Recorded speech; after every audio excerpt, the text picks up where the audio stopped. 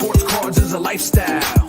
Sports cards and we live now. Jeremy Lee in the building and every guest that you ever needed. Sports cards after hours keep the hobby heated. Updates, hobby talk like you never seen it. Sports cards live and none could ever beat it. Sports cards is a lifestyle. Sports cards and we live now. Welcome to another episode of Sports Cards Live with your host, Jeremy Lee.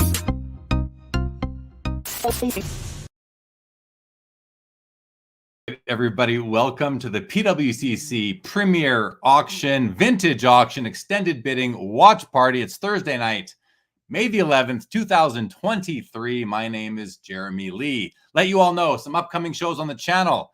This Saturday at 10 o'clock Eastern, 7 o'clock Pacific, Jason Kuntz will be our guest on Sports Cards Live.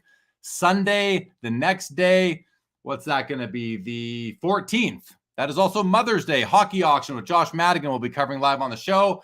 And then happy to let everybody know I am starting a new show in collaboration with the Sports Card Dad Network. PC with DPZ will be my co-host. We are calling it Taking Stock, and we're going to start that new show, inaugural episode this Monday. We're starting late though, 11 o'clock Eastern time. Let's do a shout out for the Basketball Card Fanatic magazine and our co-host, Editor-in-Chief Adam Gray. Go to bcfmag.com. If you have not yet, subscribe to the magazine. Check it out. Check this out. Boom. Like look at this thing. It's beautiful. It's a molten metal fusion. Beautiful. Anyway, that is the magazine. Be sure to check that out. bcfmag.com. All right. Also want to let you guys know we have a special guest joining us a little bit later in about an hour and a half's time. Rob Gerard, the sports card therapist, is going to be joining us for about 15 minutes to talk about what he's been doing. He's gearing up to buy something tonight, and I want to hear that story. I want him to share that with everybody. What has he been doing? How has he been preparing to buy an item on the Vintage Premier Auction tonight? As always, thank you to all of our subscribers, listeners, viewers, YouTube, Facebook, LinkedIn, Twitter, Spotify, Apple Podcasts, all that. Thanks, everybody, for always joining. And with that, let's bring on our co-host, Mr. Adam Gray. Welcome to the Vintage Premier. It's nice to be here at the beginning of the episode with you this time. What is going on? How are you recovering from your 5.5-hour stream a couple of weeks ago during the regular PA Premier Auction? I think I still need a couple more weeks to recover from that, Jeremy. That was intense, but I learned some valuable lessons, namely how nice it is to have somebody there with you and how much work you do as you're doing all the different monitoring the questions and all of the tech stuff. So I always say this is my favorite day of the month, and this is especially fun because we get to focus on one part of the hobby that I know you and I are both super passionate about, the world of vintage. And so I'm really excited. And I'm also really excited that we get to focus on the items. You know, we've got fewer than 90 items to look at tonight, which means that hopefully we'll be able to dive into them a little bit more. And I'm hyped. It's going to be fun. And I'm excited too. You know, I love vintage. I collect vintage from all four sports. Well, I say four sports being the big four, but you know, you got golf, you got boxing, you got other things too. So I'm excited for this. Like you said, under 90, there's 85 items, and they're all great items. So we're going to get to look at pretty much all of them. Let's go to a few comments and then a few more things, but very quickly, Vintage Card Collector is in the house. What is going on? Jake Dahl likes vintage cards. Our boy, Rob Gerard, the sports card therapist, is already here with us right now. Good to see ya. Hand pink waving, Puna Butter, what's going on? 90s hockey collector, good evening to you. Fact Sakes is here. We got studio sports, playoff hockey. And last I checked, there was a game going on. It was end of the third. The Devils and the Carolina Hurricanes are tied 2-2. They're going into overtime. And the sports card professor, you have some great followers. You got likes, and the stream had not yet started. Well, isn't that nice, Professor? Welcome to the show, as always, to you and everybody else, guys. So, Adam, I want to start off by, let's get this sort of out of the way, but there's been some changes for you in your life, in your world, in your professional world. Why don't you tell us what's going on? Yeah, definitely a lot of the different stuff that's going on. So 2 weeks ago today, I think everybody knows PWCC had some layoffs. I was unfortunately part of that, but I think for me, the story's a little bit different. It works out pretty well because I'm able to still do a lot of the things that I was doing in the full-time role, sort of as a contractor. And so it's an exciting time. There's lots of different things that are going on, and I'm working on a lot of different projects, but You know, the great part of this, the real benefit of it is now I can bid on PWCC auctions again. Hooray. So, you know, as a full-time employee, you can't do that. And so it's actually kind of a big benefit that I didn't really think about at the time. So I did bid on a couple of items tonight, a couple items that I'm really super excited about, but I've had literally hundreds of people, and I mean that when I say hundreds of people, reach out and see how I'm doing. I appreciate that to everybody. I'm well, my family's well, everything's well. And I'm on great terms with PWCC, and I love so many of my friends over there. So I have nothing but good things to say, and I'm excited to be here. How tough? I mean, you were there for, I don't know, let's say you were there for about a year or so. Yeah. How tough was it, like, to not, because I know you love buying cards. How hard was it to not bid on PWCC items when PWCC gets some of the best items in the hobby? Like how many cards went by that you were like, oh man, I wish I could buy them, but you couldn't and you didn't? Like, was it every month? Was there half a dozen? Like, give us some number. Yeah, what I started to do to sort of like cope with it is I would look through the auctions, the weekly and the premier, and I would look for the stuff that I would be bidding on had I had the opportunity to. And then I would make a post on my Instagram and talk about why I liked those cards. And those posts have actually been super well engaged with. Write sort of a story about each of the cards that I was excited about. And now I get to not make that post anymore. And instead I get to just bid on the cards, which is way better. But literally, Jeremy, hundreds of cards. I don't know if it's hundreds of thousands of dollars, probably. Like, PWCC gets to see most, like, over 10,000 weekly items at this point, and the premiere is huge. Like, a huge percentage of the big auctions in our space come through PWCC, and so not being able to bid on those things is really tough. But they draw a really strong line on bidding on items because it really creates a conflict of interest, especially for the sales team. I wasn't on the sales team, but, like, you know, you can imagine somebody is sort of like dealing with a specific customer, and then they see something come in.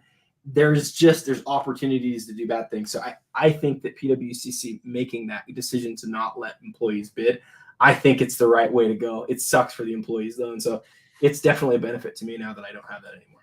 Yeah. The employees who collect cards, it sucks. If you're not a card collector, that's okay. Doesn't matter. If you like to buy cards, I mean, it's hard not to shop on the PWCC platform, just with the selection of cards there week after week after week. Tip of the Mitt, collectibles and more. Welcome to the show. Loves the vintage. Well, we got 85 nice pieces here that we're going to jump into right away. Chad Shipper, happy Thursday night to you as well, my friend. Nice to see you. All right, Adam, I'm going to share the screen, and this is really cool. For the first time ever, we have all 85 items on one web page. I just went to 96, so there's no page issues. We're going to jump right in, Adam. Let's start right up at the top here. $500,000 already. 1957 tops, Bill Russell, PSA 8.5. This isn't a PSA 9. It's not a PSA 10, yet it's at $500,000. It's a Bill Russell, population 2, only 3 graded higher. This makes this one of the 5 best Bill Russell rookie cards on the planet. Looks very nice to me. I got to open this up, Adam. I'm going to open this up. Why don't you just, I was going to say, why don't you talk about the importance of this card? But I feel like that might just be patronizing to our audience. I think I'm going to go out on a limb and say our audience knows how important the card is. Yeah. So let's take a quick look at it, though.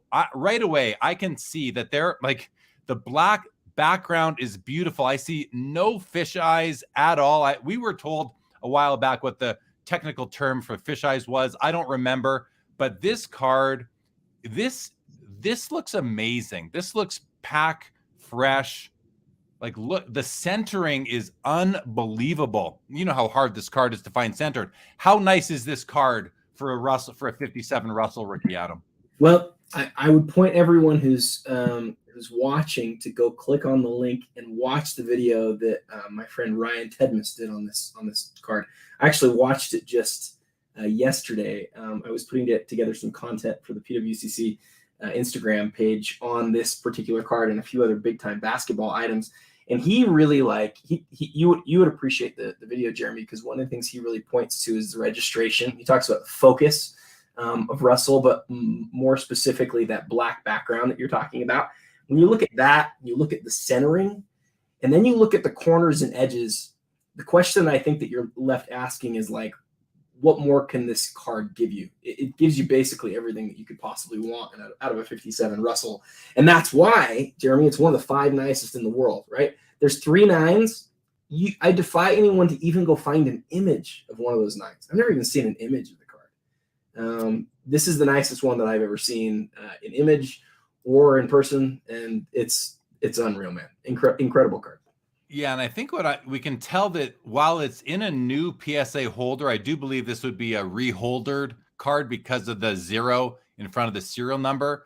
So, I don't know what that means. Like, were they grading harder or easier back then? This card, from what I'm seeing here on the front of it, I don't know, how is this not higher than an 8.5? Like, it looks stunning. There's the one thing whenever I make a comment like that, it could easily always be surface, or of course the reverse. We're not looking at the reverse. It can always be surface, which is just really hard to see. There could be a scratch somewhere or something.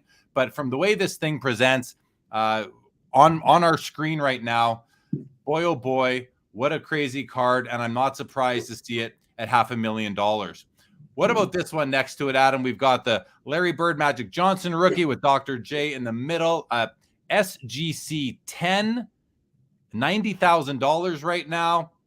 Listen, let's open it up, because one of the things about this card, oftentimes the flaws is you see some black ink, like extra ink that can really show up on the white. It can show up on the players. And on this copy, I'm not seeing any of that extra black ink, like none of it.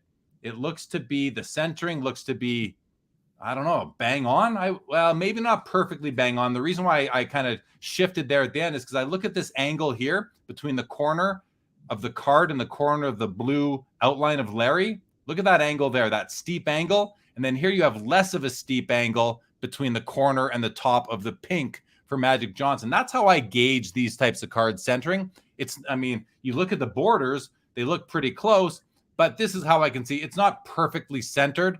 Now, this is a 10 gem mint. It's not their gold label pristine, so there is room for improvement. That said, this is still a gem mint 10 card. It's absolutely beautiful. I love when this card doesn't have that excess ink, Adam, and this one certainly doesn't. So anything you'd like to say about this one? The thing that I'm sort of realizing right now as we hit this card is that both you and I have decades of experience with this card and with other cards like it, and getting to look at all the technical aspects of these cards may be of interest to people. I always love hearing your perspective on that. When you just talked about the angle in the top corners, I think that's spot on. And I think you're spot on as well with the ink that's where it's not supposed to be. And this card is absent of that. It's fantastic. The other thing that I notice is you look into that black area in the background, you're not seeing any of the white that you often see, the little bits, like streaks of white that you'll sometimes see. The centering, I think you're right. It's good. It's not perfect, but it's good. And then the perforations in between the windows are pretty bang on too. The only other thing that I think that you want to mention when you look at this card, you use the word tilt. Some people use another word to reference that, but I do think there's just a tiny bit of tilt. If you look at that left edge on the top, it's just a little bit more narrow than it is on the bottom. It's not significant. It's not really noticeable, but it's something you just barely see.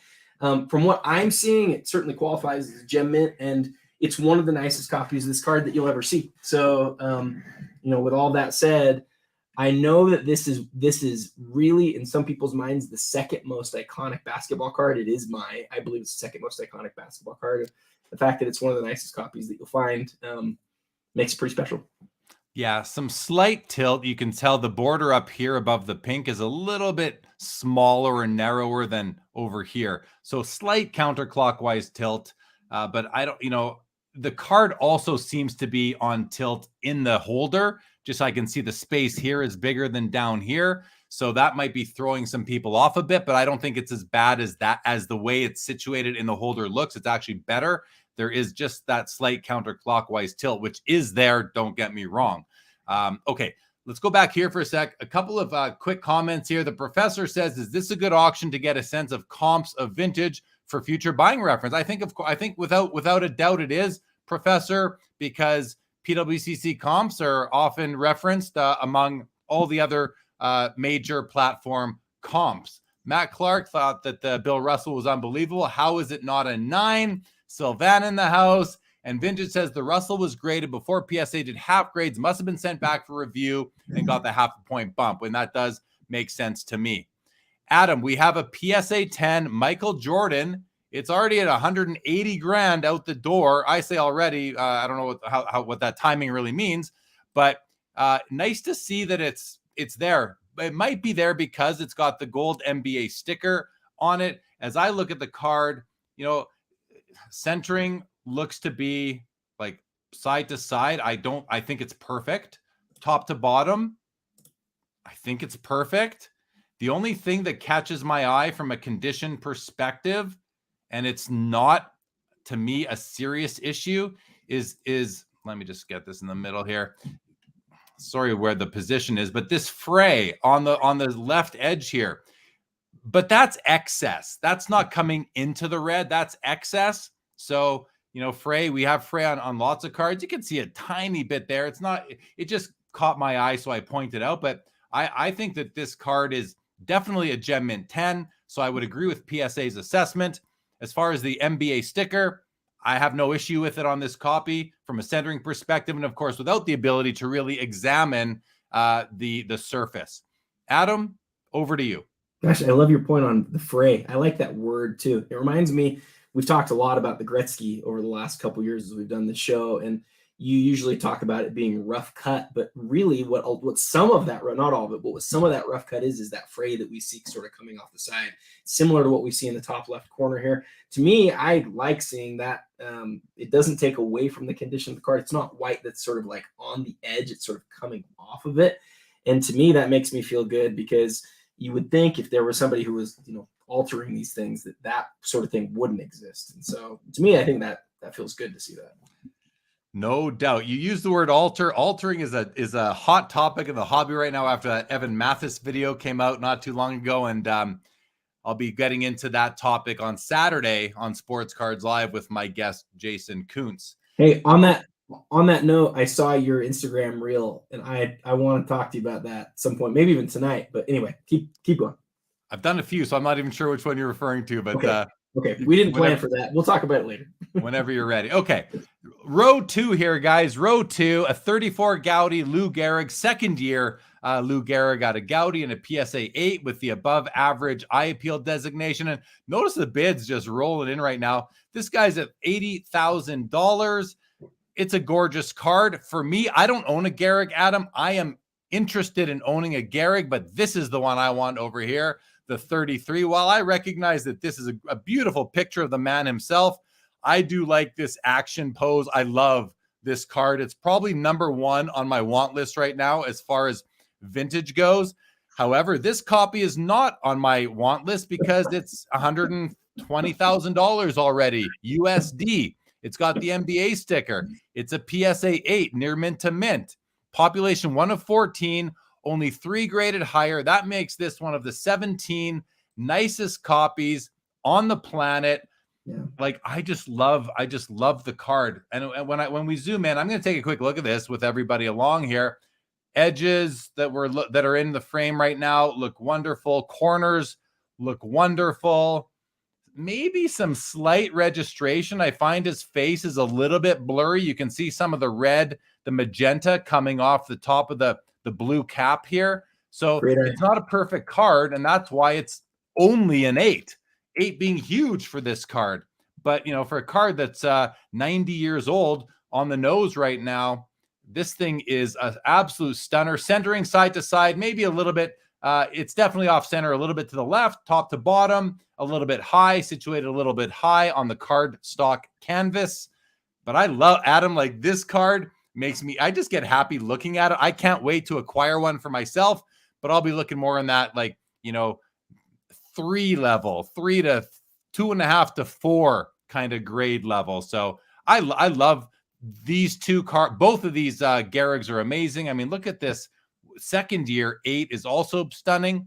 And before I let you jump in, let's just look at the Lou Alcindor, because I know that this card is this card is often, I feel it's often forgotten, Adam. We were having a chat in a vintage group chat the other day, and you asked the question, what are the top most iconic basketball cards, after Jordan and the Bird Magic? You had a few more, and then I threw out a couple, and I forgot to mention the Alcindor myself. How could I forget Kareem Abdul-Jabbar, And then someone else in the group mentioned him, but this card to me seems to be, is it underloved because it's a tall boy? Why? Is it because he's not named Kareem Abdul-Jabbar this early in his life? Why is this card sometimes an afterthought? It boggles my mind. Man, that's a good question. I don't think, I know what you're saying, because some people go to with vintage basketball, the other big three first. I do personally. When I think of great vintage basketball cards, I think of Chamberlain, Russell, and Mikan before I think of the Alcindor. I think you're right. It has something to do with the name. I think it probably also has something to do with the fact that it's a tall boy, and some of us have sort of decided that we don't want irregular sized cards in our collection. You see on the PSA case, you've got all that extra sort of plastic that goes around it. And I think some people don't love that. But listen, this is one of the most important basketball cards ever. You're talking about, if you look at the back of this, it actually shows his college stats. And from this era, I don't think there's another card that does that. It sort of indicates to me that part of the reason that 69 Topps was created for the first time in 12 years for the Topps product was because the great Lou Alcindor was coming out of UCLA. And when you think about all of that sort of goes into this, and you look at this card and you think about everything that Alcindor or Kareem did in his career, 20 years, led the league in scoring all time for many years until LeBron passed him this year. And by the way, he'd still be way ahead of LeBron if he came out after he left high school instead of going to 4 years of college. So he's one of the great all-time players. I have him as the number 2 all-time great player. It's one of the all-time great basketball cards. It's not exceedingly rare, but I'll tell you what, in a PSA 9, man, that is something you do not see every day. Every time one of these goes up in a 9, it's an event, and that's one of the cool things about tonight is seeing this and the other cards that are like it that we never see sell at auction. So right now, the Alcindor and the Jordan are both at 150. The overall population, I don't know what the multiple is on the pop of Jordan versus Alcindor in these grades. Like, even how many PSA 9s are there? I can't imagine there's anywhere close to 318 or whatever there are for PSA 10 Jordan. So, I think it's a great card. If you are somebody who has this type of budget, I love the card. Absolutely love it. I was asked in the chat here by Vintage, do I like the 33 Gehrig better because it's a year earlier or because I like the image better? That's a tough question, Vintage. I definitely like it because it's a year earlier. I do give value to that fact, but I love both images, and I just love the baby blue background. I love that you've got the full body shot. Like, look at that batting stance. The man is focused on the ball that is about to approach the batter's box. And then, but how can you not love this card too? I mean, it's gorgeous. It's just a beautiful card. It looks like Alec Baldwin, just an amazing card. So it's a good question, Vintage, and I don't know that I have a great answer for it other than it's not like I like the 33 way better than the 34. But if I'm going to have one card, it'll be the 33. Can I say real quick, the 34 to me is we just look at it and just pretend you've never seen it before. I personally think 34 is a better looking card. There's something about the yellow, the great profile.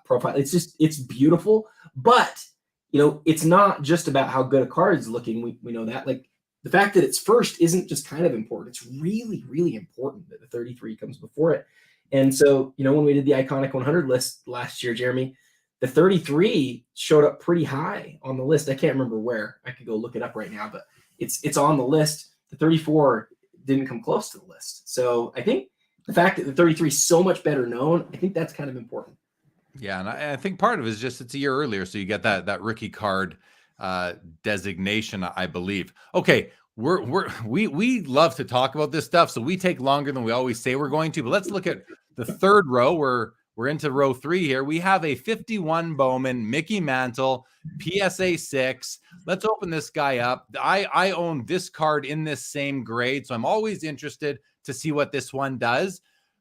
Obviously, your eye immediately goes to the centering left to right. It is quite off-center towards the left.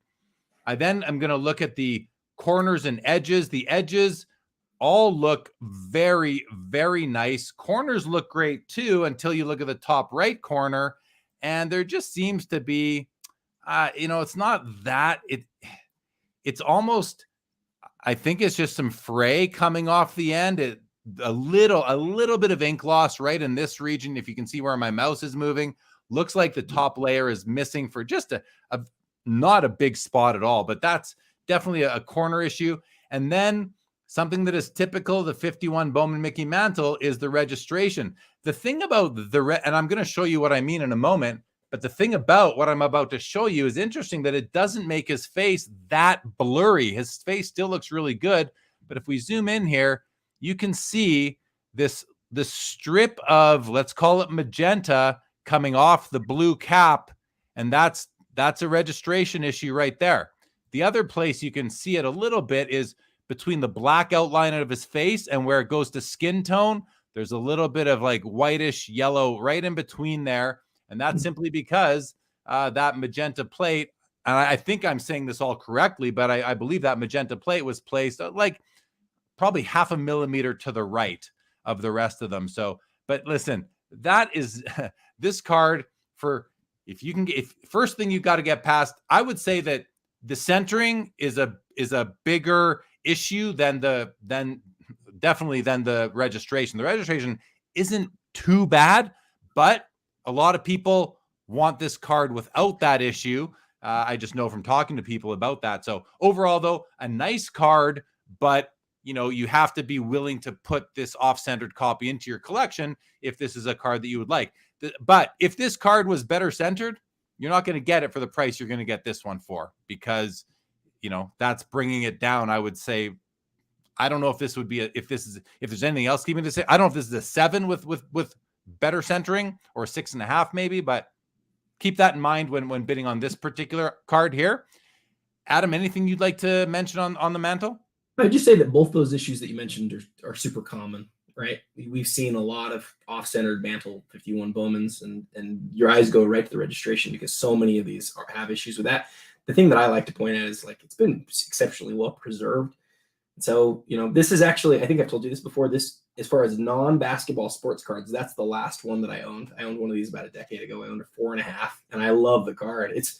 It's just so cool to me that it's Vic Mantle's rookie card, and that it's so much less than the 52. I've always thought that's such a neat sort of, and I know everybody talks about that, but it's just a great card. Yeah, agreed. I've never owned a 52, but I definitely own this one. I just love it. Okay, before we go on, very quickly, Tip of the Mitt is asking, what gives the black borders behind the PSA slabs? What that is, Tip of the Mitt, is when and I know from doing my own cards, when I scan them, leave the scanner open. Don't close your flatbed.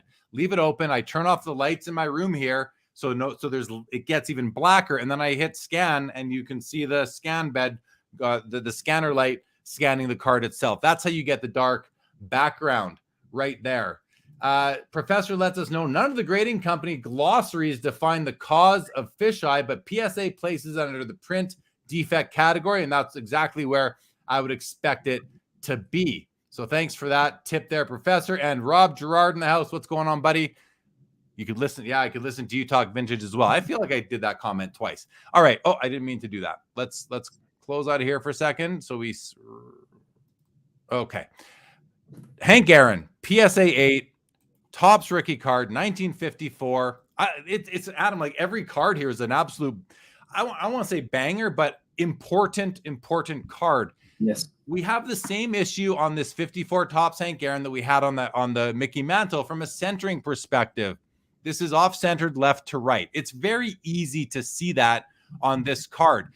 Top to bottom centering is a lot harder to assess because you don't have a top border on the 54 Topps cards, but you do have a bottom border. But from my experience, I think that this is perfectly centered top to bottom. You only have that left to right issue, which centering being, the one grading criteria that most people focus in on. So again, same thing I said on the Mantle. If you're looking to spend, PSA 8 money on a Hank Aaron rookie, you might get to spend less than that, less than the average, because this is definitely an off-centered card.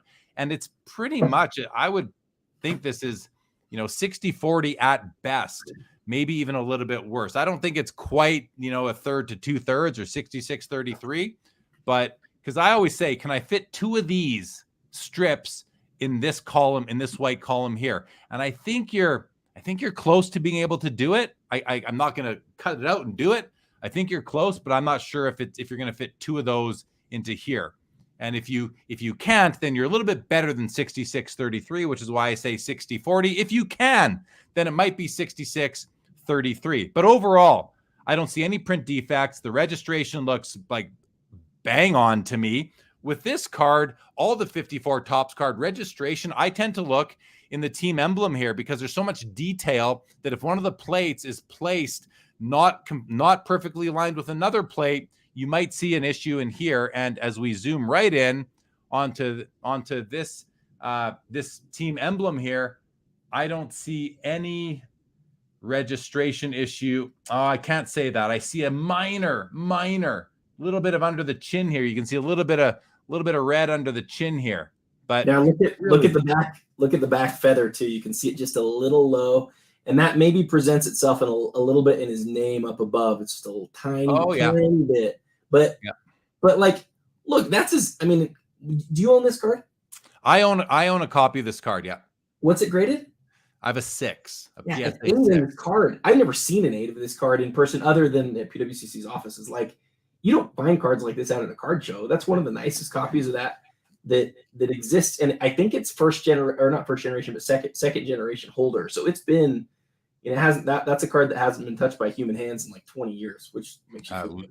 Yeah, at least. I just noticed there's something going on right here. A little bit of a, maybe, I don't know what that is. If that's on the card, I'm gonna default to saying this is on the card and it's not. And so there's a little bit of the orange missing, but just keep that in mind. There's also a slight surface flaw right there, surface defect right there, but minor. Everything we're pointing out is minor except the side-to-side centering. So I worry when we talk like that it'll make people feel like it's not. I mean, that's one of the nicest copies of that card in existence. And you probably saw me pull the book down. Number 13 all time on the Iconic 100 list, probably could have been a few spots higher. One of the best known baseball cards, the real home run king, as some people like to call him. Clearly Aaron's most iconic and important card, his rookie card. Aaron stands for so many things, not just in terms of who he was as a baseball player, but as a person. And as a guy who doesn't collect baseball, I look at that card and go, man, that's probably on my short list of 5 to 10 baseball cards I wish I could own. So as it should be. If you can get past the centering, this is a fine example and you should get it at a bit of a discount because of that fact that it is off-centered. Let's go on to this item right here. This is a pretty cool item. Let's open it up though, so we can get a really good look at it. So this is an original photograph. It's a type 1 photograph, George Mikan. It's the 1948 Bowman image. The 1948 Bowman Mikan is a Mount Rushmore basketball card. And it's authentic. I don't know if they grade these or if they just slab them and call them authentic. I'm not sure. But what I love about this is that, you look at this card, you look at this picture, and you know that this is from the Mikan 48 Bowman rookie card. But you don't know when you're looking at the card, where is he? It's all, what color is that card? Is it blue? Blue, yeah. The blue, it's all blued out. The background is all blued out. Here, I've looked at these before. I love this lady right here with the hat. Looks like there's a feather in her hat, maybe, if that's not a hand, I'm not sure. You've got the gentleman sitting here. He's got his hat on. Like, this is the 40s, and these people are coming out to watch George Mikan bounce a basketball. The rules were different back then. Playing for the Lakers. He's got, this is just, it's such a cool picture, and it's so cool that it's the picture used for one of the most important vintage cards of all time. So I think it's a great piece. And what's this one sitting at right now? We're sitting at $6,250 plus buyer's premium. I think we saw an autographed copy of this sell a while back for, like $80,000, but that was an autographed copy. So we'll see what happens here. Tonight includes full PSA DNA, letter of authenticity. And I was wondering, why does it say DNA when I don't see an autograph? I think that's just the division of PSA that reviews these type 1 photos and they give a letter on that letterhead is what I think that is. But in any event, a pretty cool piece. Adam, comments?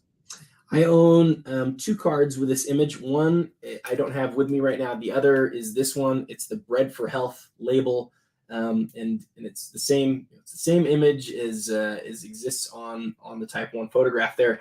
And I don't believe, and it's funny that I don't know this right off the top of my head. I'm 99% sure on this though, that the 48 Bowman also, just the same as the Bread for Health, doesn't show Miken's shoes. And so it's cool for me to see, like you talked about the lady and the guy in the background, like this is what those cards came from. This image, right? That negative. And I think I have a lot to learn about Type 1 photography. I believe that the fact that this is a Type 1 photograph means that it was developed from the original negative within a couple of years. Is that how you understand it? Yeah. 2 years? The original negative within 2 years of the negative being created. And that's so cool, right? I mean, you sort of go, why do photographs matter? Well, it's the original negative that it came from, right? Yep, How many of those exist? Not very many. And so to have such an important photograph like that, I get the appeal of that. It's not a card, but I get the appeal of it. Yeah, that's the thing. It's not a card, you know, but it's card adjacent, and it's super card adjacent since it's the picture from that card. So very, very cool right there. Ken Wood, welcome back to the lives. Good to have you. Collector's Dream. Good to see you as well. Let's keep on rolling here. Here's the Cassius Clay Muhammad Ali Hemet's Journal. It's a hand-cut card. They only came hand-cut. It's a PSA 9, population of 10, only 1 graded higher, $27,000. I mean, it's just a cool piece. These are basically paper thin, these cards. It's literally cut out a page out of a magazine, but it is considered to be his most important card, is my understanding. Beside it, a Walt Frazier. Adam, this is not his rookie card, I don't believe. It's a 72 tops, PSA 10, pop 1 of 2. So the set registry guys are going to go bonkers over this type of card because only 2 people can be in the top, on the top of the registry there. And then we have a beautiful, I love the Wilt rookie, Adam. I just love it. We're going to open this one up and take a look. I can see there is a centering issue, but you know, it's hard to find this card centered as it is. This is actually really well centered for the card. And from a registration perspective, there's a slight registration issue, but I've looked at tons of these, and this is actually very well registered. And the reason I say that, I always look to the armpit, right? I look right. Usually there's a sliver of white that starts right about here, right above his jersey, all the way up through his armpit and down through here.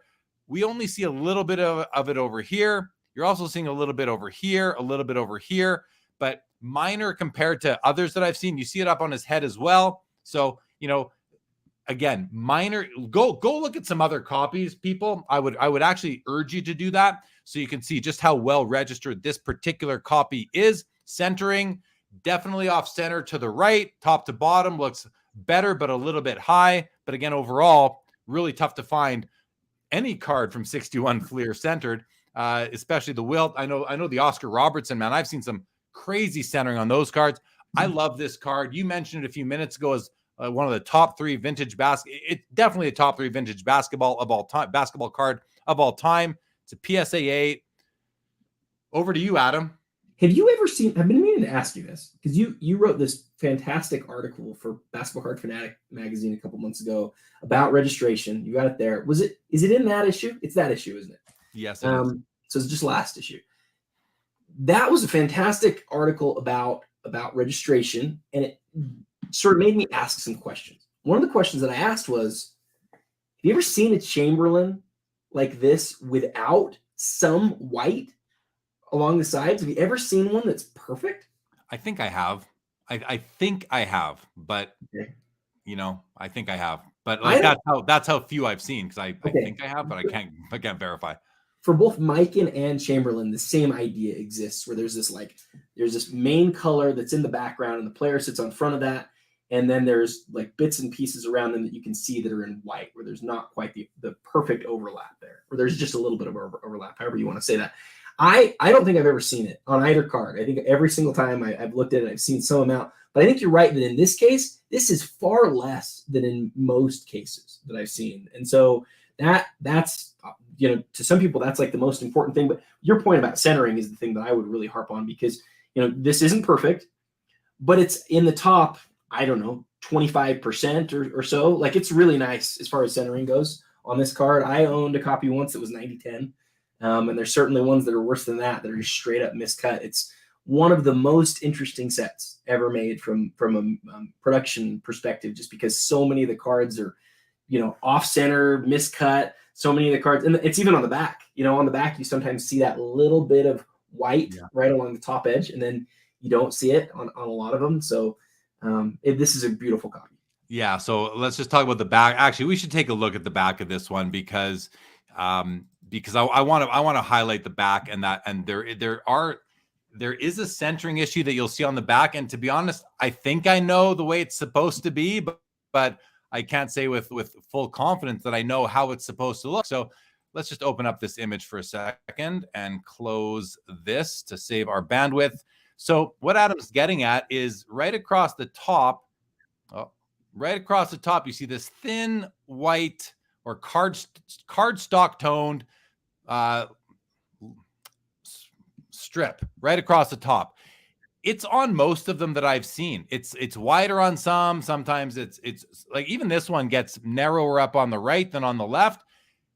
I've seen more with this, Adam, than without it. And then that led me to believe, well, is it supposed to be there? Logic would say no, it's not supposed to be there. Why would you stop this blue a millimeter shy, right? It doesn't make sense. But for me, I've gotten used to it so much that, and I don't even remember if my copy has this white stripe on the back, because I don't care about it. Like, this does not bother me at all. Believe it or not. It would bother me more if it was on the front and it was really, if it impacted the eye appeal, but this doesn't bother me and that's, it just is what it is, I guess. But what do you think about that? Well, the first thing that comes to mind is in 1997, they redid this set. Now, obviously, none of the same people who worked on it in 61 worked on it in 97, but it's made very similarly to this original set. And so now what I want to go do, I've got a Brian Russell that's numbered out of 61, the classic 61 set. I've got it in my safe. I want to go check that card and see if it has that little strip on it, to see if they did that. I feel the same way as you do. I want to see the little bit of light strip there. I actually think it might bug me a little bit if it wasn't there. How did I get to video games? You pressed the wrong button somewhere. I don't know. I must have. but no, Jeremy, I think the back on that card is not as interesting to look at as the front, but it's very interesting to look at. And I do the same thing. I'll bet you do. I turn it over. I look at the strip, and to see it a little bit narrower on one side than the other is like exceptionally common. I had a card. I had an Elgin Baylor that did the same thing. I don't know if I didn't bring any of my 61s down for it's okay. We're going to move on. We're going to move on. Too much time on the Chamberlain. Gerald Fortier, what is up with you? Tom Harrison, nice to see you at Edmonton. No problem about the popcorn incident. Dennis Zender, my co-host on the new Taking Stock that we are debuting on Monday. And Card Collector.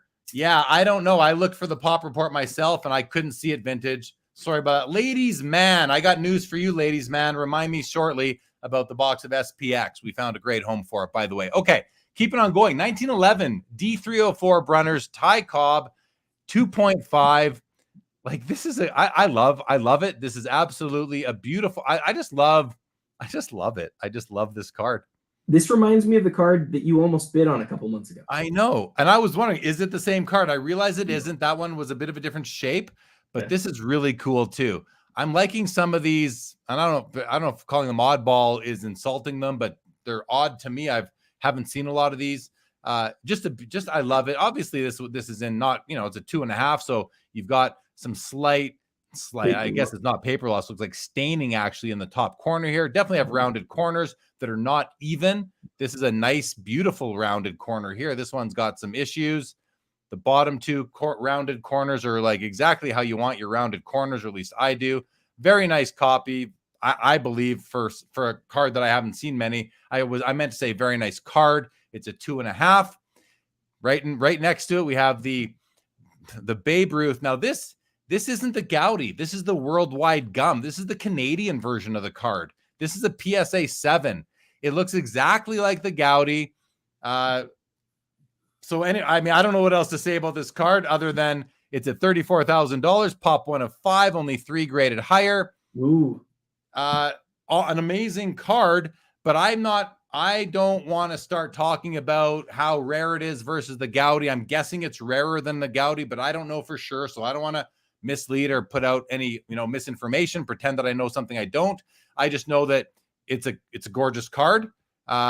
Centering, I'm going to open it up because I'm just noticing top to bottom, the centering is definitely off, but like all these 33 Gaudis and worldwide gums, I'm assuming have these same issues. And I don't think the centering is like, unless it's like dramatically off-centered, I don't know that I'm going to let the centering really impact my buying decision too much. It will, but not like it would on a 54 Hank Aaron, but on a 33 Babe Ruth from Gaudy or Worldwide Gum, I'm going to be less sensitive to it. His face does look blurry. Obviously, there's some blur there. I don't know what's causing that. If it's it's definitely registration. You can see this shadow off to the right of his face, the right of his cap. There's something there. Oh, and you can also see it right here along the grass here. You see this blue stripe coming down. So, and that's I would say that's kind of severe. It looks like a good millimeter at least right there. So something to be aware of. But overall, edges, corners, surface looks clean from what we can see. A very, very nice card. And then we have a 47 Bond bred Jackie Robinson. I mean, this predates his 48 Leaf by, do the math, 1 year. So this is, two things. I love the image. It's a beautiful image of Jackie Robinson. I'm always partial to the 48 Leaf. I love everything about that card. But this is a pretty cool card. Bond bred, obviously not a mainstream issue, a food issue, I would have to say, by the word bread. I don't know much about it, but it's a PSA 6. It's got exceptional eye appeal rating from PWCC, putting it in the top 15% of copies that they have seen in PSA 6. A great card overall. Over to you, Adam, on this on this whole row of 3 baseball cards. We started out this by noting how many cards we were looking at that we'd seen many times, really well-known cards. And what's interesting about these 3 is that they're actually 3 of the cards in the auction that are, I don't want to say unknown because they're all very well known, but they're not the iconic cards. You could say that the Ruth is because of the image, but I didn't even know it was I didn't know that Worldwide Gum existed, right? I didn't know that. I didn't know there was a Canadian thing. You just taught me something there. But you're looking at 3 of the most recognizable baseball players, and I'm going to say it, in rarer forms of their cards than we're maybe used to seeing.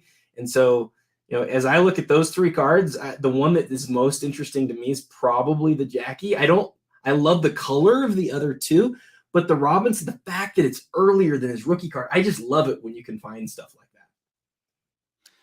And yeah, so I'm just printed in Canada, says it right down here. I was actually turning it over. Look, I do. There is French. Yes, there is French on the back. That's how you can tell a Canadian card oftentimes. There's a French paragraph. Well, all here. Actually, this whole thing is French up here. Oh, I see. Top is French.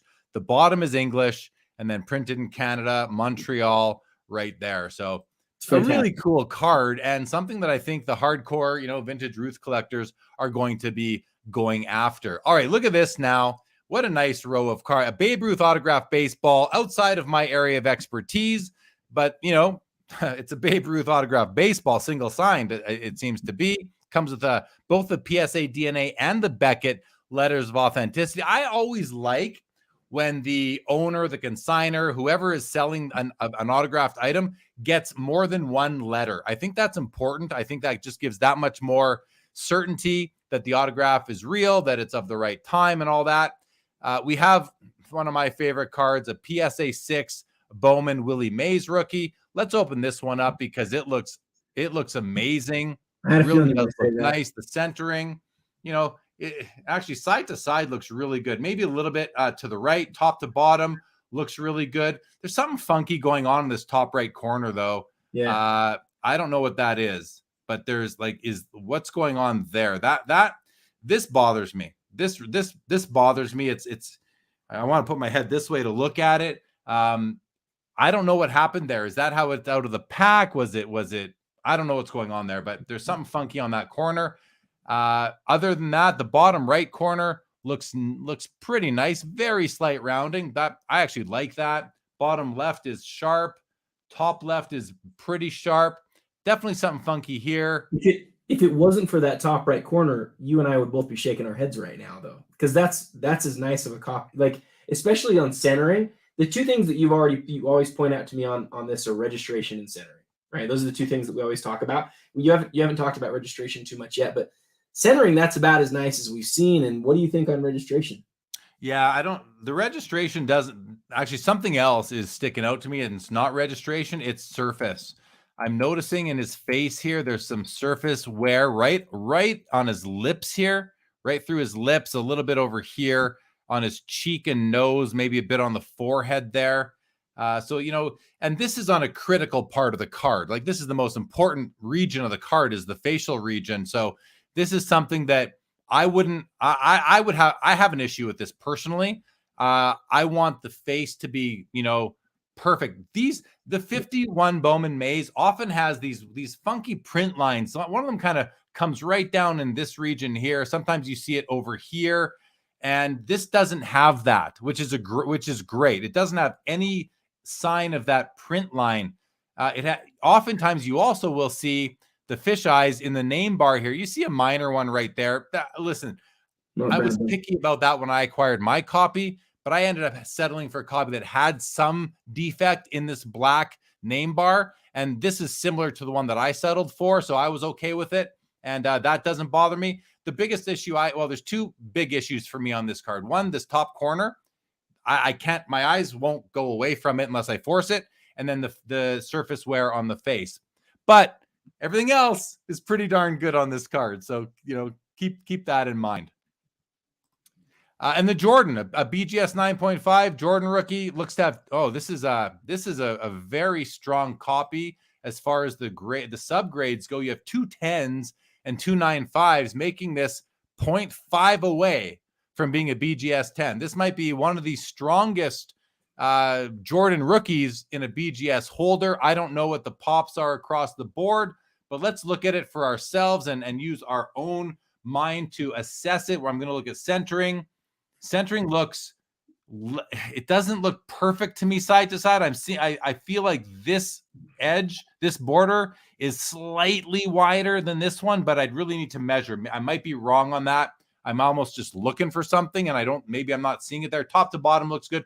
The card on our screen is slightly at an angle, and I think that might be causing a bit of an optical illusion. Surface looks great. Registration's great. Edges look really good. Like, edges look perfect to me. Corners look really, really good. So let's see how they did. Centering, they gave a 10. I mean, unless that's an optical illusion, I think I agree with that. But this line here, the white blue, where the white and the blue come together here, compared to here, listen, it might still be a 10. I might just be my eyes just might be playing tricks on me. Edges are a 10. I agree. Corners 9.5. I would not dispute. Surface 9.5. I'll take them for their word. So a very nice copy. Adam, over to you. I have a question for you. Yes. So some people call this a true gem plus. Without regard to the card, because I know you're going to say I want to look at the card, but without regard to the card, in general, on a card like this, would you prefer a PSA 10 or a true gem plus? Well, I would probably take the True Gem Plus because I just know there's too much variation in PSA's 10.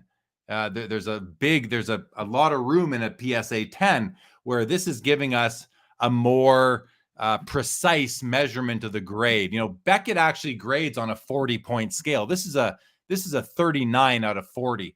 That's pretty darn strong. So, a true gem is a 38 out of 40, and a min gem is a 37.5 out of 40. So this is a 39 out of 40, pretty darn strong. Whereas if you were to say you can't pick your 10 your PSA 10. You're going to get whatever one I'm going to give you. I'm definitely going to pick the True Gem Plus Plus. So with all that said, it's been, I don't know how many years since we've seen a pristine 10 Jordan Fleer sell. They exist. There's a handful of them. I think there's like 5 of them or something, 6 or 7 maybe. Probably $1 million card, maybe more. Probably well into the millions. I don't know. But the fact that this card is one subgrade away, and there are, I think Gerald said he thinks there's like 15 or so in the population, or at least there was at one point, that looked like this card. Compare that to how many PSA 10s there are. Jeremy, I'm exactly the same as you, man. I'd much rather have a 9.5 with the 210 subs. That's a very rare card. And the fact without considering value, without considering value, but you consider that it's so much more to get a PSA 10. And I get it, people love PSA, whatever. But like, I like this card. I think it's really cool. Yeah, I would need to put them side by side to make a final decision. I know you would. Let's go to comments. Professor says some content providers discuss Jackie Robinson's first Topps cards, 1956, as a preference. So that would be his third Topps card, or fourth Topps card, 2, 3, 4, 5, maybe fifth Topps card, because he did have one in 52. I just know a lot of people love the 56 Topps set, including my good friend Matthew Rocker, who was on Sports Cards Live and a great vintage collector. I'm not of that opinion. I don't love the 56 set as much as many people do. I prefer the 54. I prefer the 53 and the 52 personally. Okay. Chris Macri says, do you think the Babe Ruth ball is a good investment long-term, 10 or 20 years? Listen, I don't like to give investment advice. And I don't know much about Babe Ruth signed baseballs, but I will say that a Babe Ruth signed baseball might be something that will stand the test of time and the test of generations, because the allure, the legend of Babe Ruth will always be part of history and culture. So I'm going to let you decide, Chris, if you think it's a good investment, and the chat is welcome to opine on this, but I just don't know personally. Gerald said that when I owned one of the MJ Fleer 57 BGS 9.5s, it was half away from a 10. The pop was 15. Very low pop. He's guessing they're now 17 to 18, maybe 20 of them. And he would also rather have this 9.5 over 10. And I know Gerald personally. We've been buddies for about 15 years, and the guy knows his basketball cards. He knows this market. So when you see Gerald commenting in a stream, take heed to what he's saying. Wiz Collectibles says there are 6 Jordan BGS 10 pristines. So only 6. That's a lot fewer than the 15 that Gerald mentioned. No. Does he mean black? What Gerald was saying is there's 15 that are one subgrade away. This guy's saying there's 6 that are 10s. That's a big difference. Thank you for catching that. Yeah, I misunderstood the comment. Okay, let's roll along. I want to get through these items. We have them all on one page, and we're only like a quarter through the page here. So let's try and go a bit faster, Adam, for the next few rows if we can. We got a 33 Gaudy Babe Ruth. This is the green number 181, the green portrait background, 4.5. Beautiful card, $15,000. It's not, I say beautiful card because it is. The problem I have with this card is that I think there's 4 Ruths in the 33 Gaudy set. A lot of people want all 4, and I think that's a commendable pursuit. But to me, this is the least like beautiful of the 4 from a pure just design, image, color perspective. I don't love the green, but it's still a beautiful card. Here's a PSA 7.5 Wilt Chamberlain rookie. We saw the 8 above. What was the 8 at when we looked? That was sitting at 36, I think. 38K now. Maybe it's gone up since we saw 21 for 7.5. My copy of this card is also a 7.5, so I'm very interested. This looks a lot like mine. Remember, we were talking about the armpit, and here we see, right, just like I said, it kind of starts just below the jersey here, all the way through the armpit, but we're not seeing it over here, which is nice that we're only seeing it here. We're seeing a little bit under his ears, but it doesn't really bother me. That doesn't really bother me. In the Warrior logo, there's a little bit of a registration issue with it. Well, you can see the white coming down beneath the black outline of the feather there. You see it under his arm over here. You see it under this the path of the basketball over there. Again, it's not the end of the world. That you can't. It's tough to be like, we want perfect cards, but we don't have the budget. Well, some of you might, but a lot of us don't have the budget for it. Centering wise, it looks really nice. It's a little, is it a little bit to the left, or is that thing perfect side to side? I think when from the outside looking in, I think that looks about as good as centering comes on a Chamberlain rookie. Am I wrong? Look at the angle. Look at the angle in the top corners, Jeremy. It's pretty close, man. Yeah, no, this thing is, it's as good as I think it's as good as you're gonna get. I really do. Corners look really nice. Edges look really nice. This corner has a slight, not a perfect 90-degree sharp corner. This one might have something similar going on, but I don't mind that at all. Like corners to me are the like the last thing I really care about. Really nice copy for a 7.5. I have really no issues with this card at all. When I say that, what I mean is I'd have no issues bringing this card into my personal collection. This would be a more than welcome representation of the 61 Fleer Wilt in my personal collection. And then we have, go ahead, Adam. It's a 7.5. It's also got the PWCC top 5% eye appeal. When you see cards sell for record prices in their grade, over and over again, they're the eye appeal cards in the PWCC auction. I mean, it's just the truth. It's over and over again, but especially, Jeremy, the top 5% ones. The question that I would ask is how does the top 5% 7.5 compare to the 8 today when all is said and done? And obviously right now it's $15,000 higher. The 8 is. Let's see if that holds up. Should be interesting. Well, so I just pulled out a picture of my 7.5. I'm just going to unshare for a quick sec and just show you guys. There's a picture of my 7.5. And it's, the centering, it's a little bit high on the card, I'd say.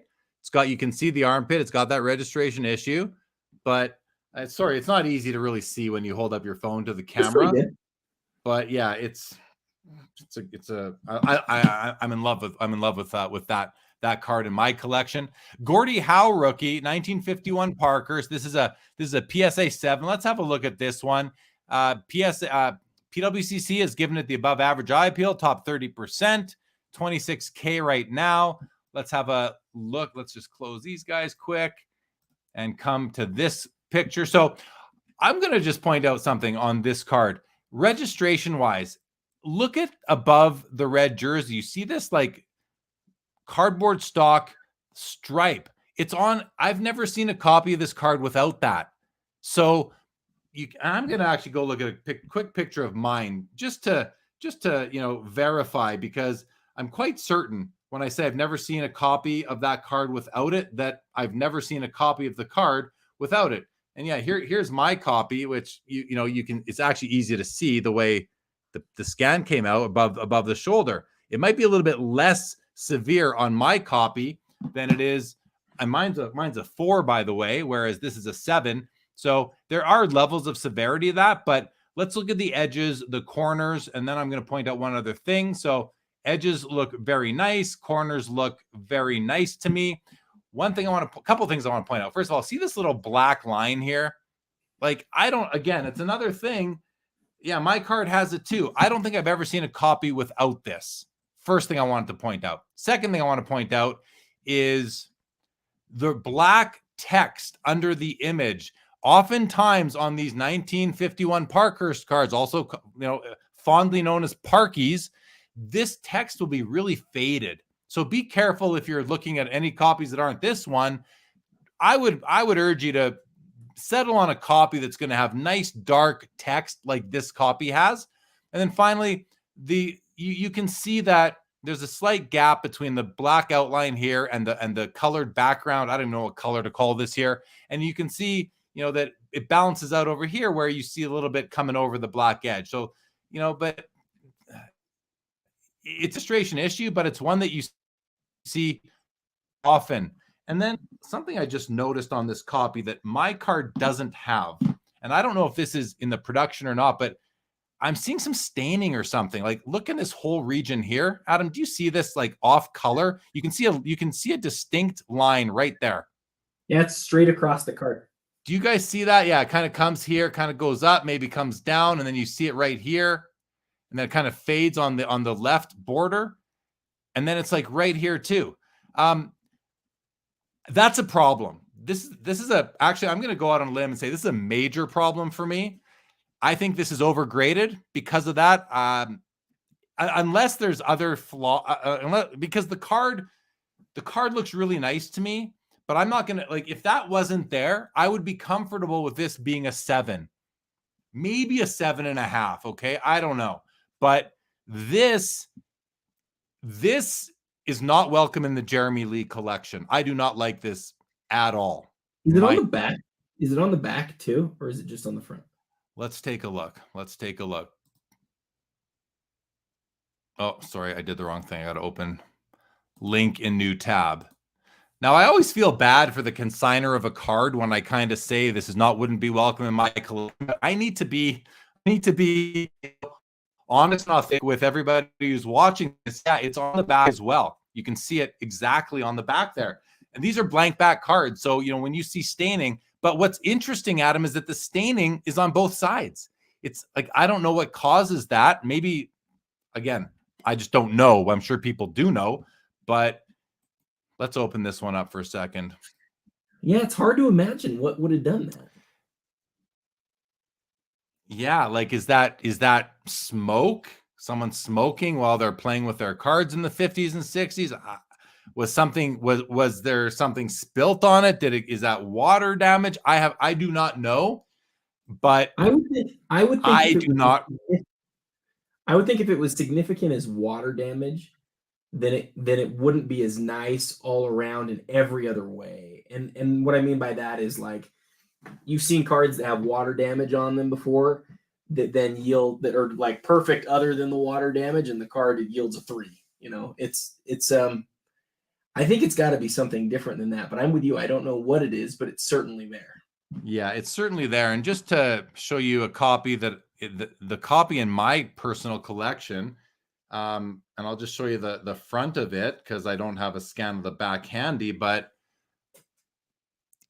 like, it's not present on my copy, right? You can see that. I think I'm giving you a good enough image. I'm on the angle just so but like, you don't have that second tone. Was there?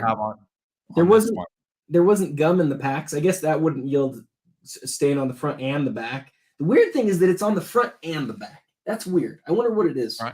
Yeah, front and the back. And just for fun, guys, this is what the pack looked like. I actually have this is not a full pack. This is empty, but you can see how these packs were made. It's actually missing.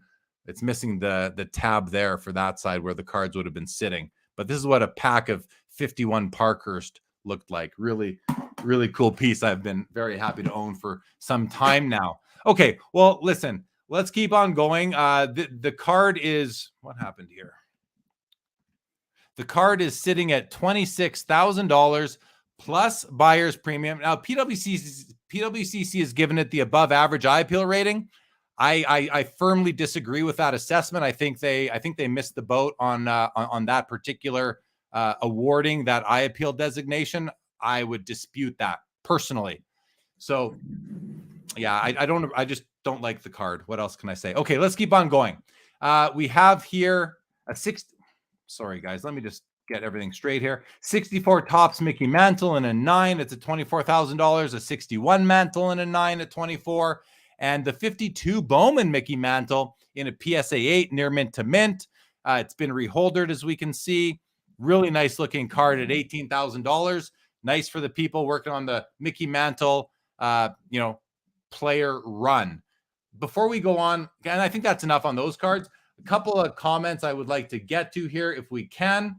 The professor says, content providers, I don't know what you mean by say there are only 27 autographed Ruth, so that is low pop. Okay. No, but yeah, but we don't. Okay. Well, thanks, professor, but we don't have one in this auction. So not really relevant, I don't think, but an interesting point nonetheless. Mitch, welcome, says, why is the yellow 33 Gaudy generally the preference? Well, that was generally Mitch, and that's the one that I personally own. I find it to be the most beautiful. I love that yellow background. I love the image of the babe. I love that image a lot more than this image here on the green. And the red has the same image as the yellow. So I think the yellow is just like, look how nice yellow backgrounds are, as we see down there on Jackie Robinson. Jeremy. Rich called out the stain on the Gordie Howe as well. Thanks for that, Rich. Adam, please. Oh, there you go. My only question would be red versus yellow. Yellow. The red kind of, you know why? Because the big league bar on the bottom is the same color and it kind of blends in on the red one. To me, the yellow is like the most iconic baseball card of all time for me.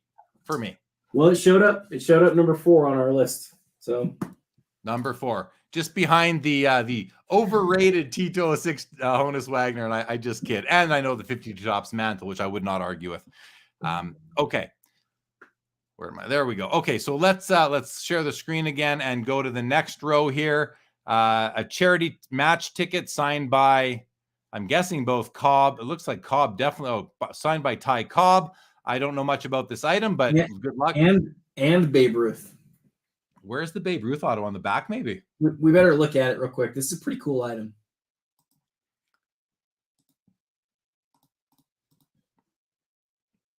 Definitely not on this side. I don't see it on this side. We can open it up. Let's open this item up all together and see if we can get a picture of the back. And if there is a Babe Ruth autograph on the back, it would be a lot higher than $4,500, wouldn't it be? If there was a Babe Ruth autograph on the back. Nope. And there it is. There it is. So it does have it. You were right. $4,500 for both of their autographs.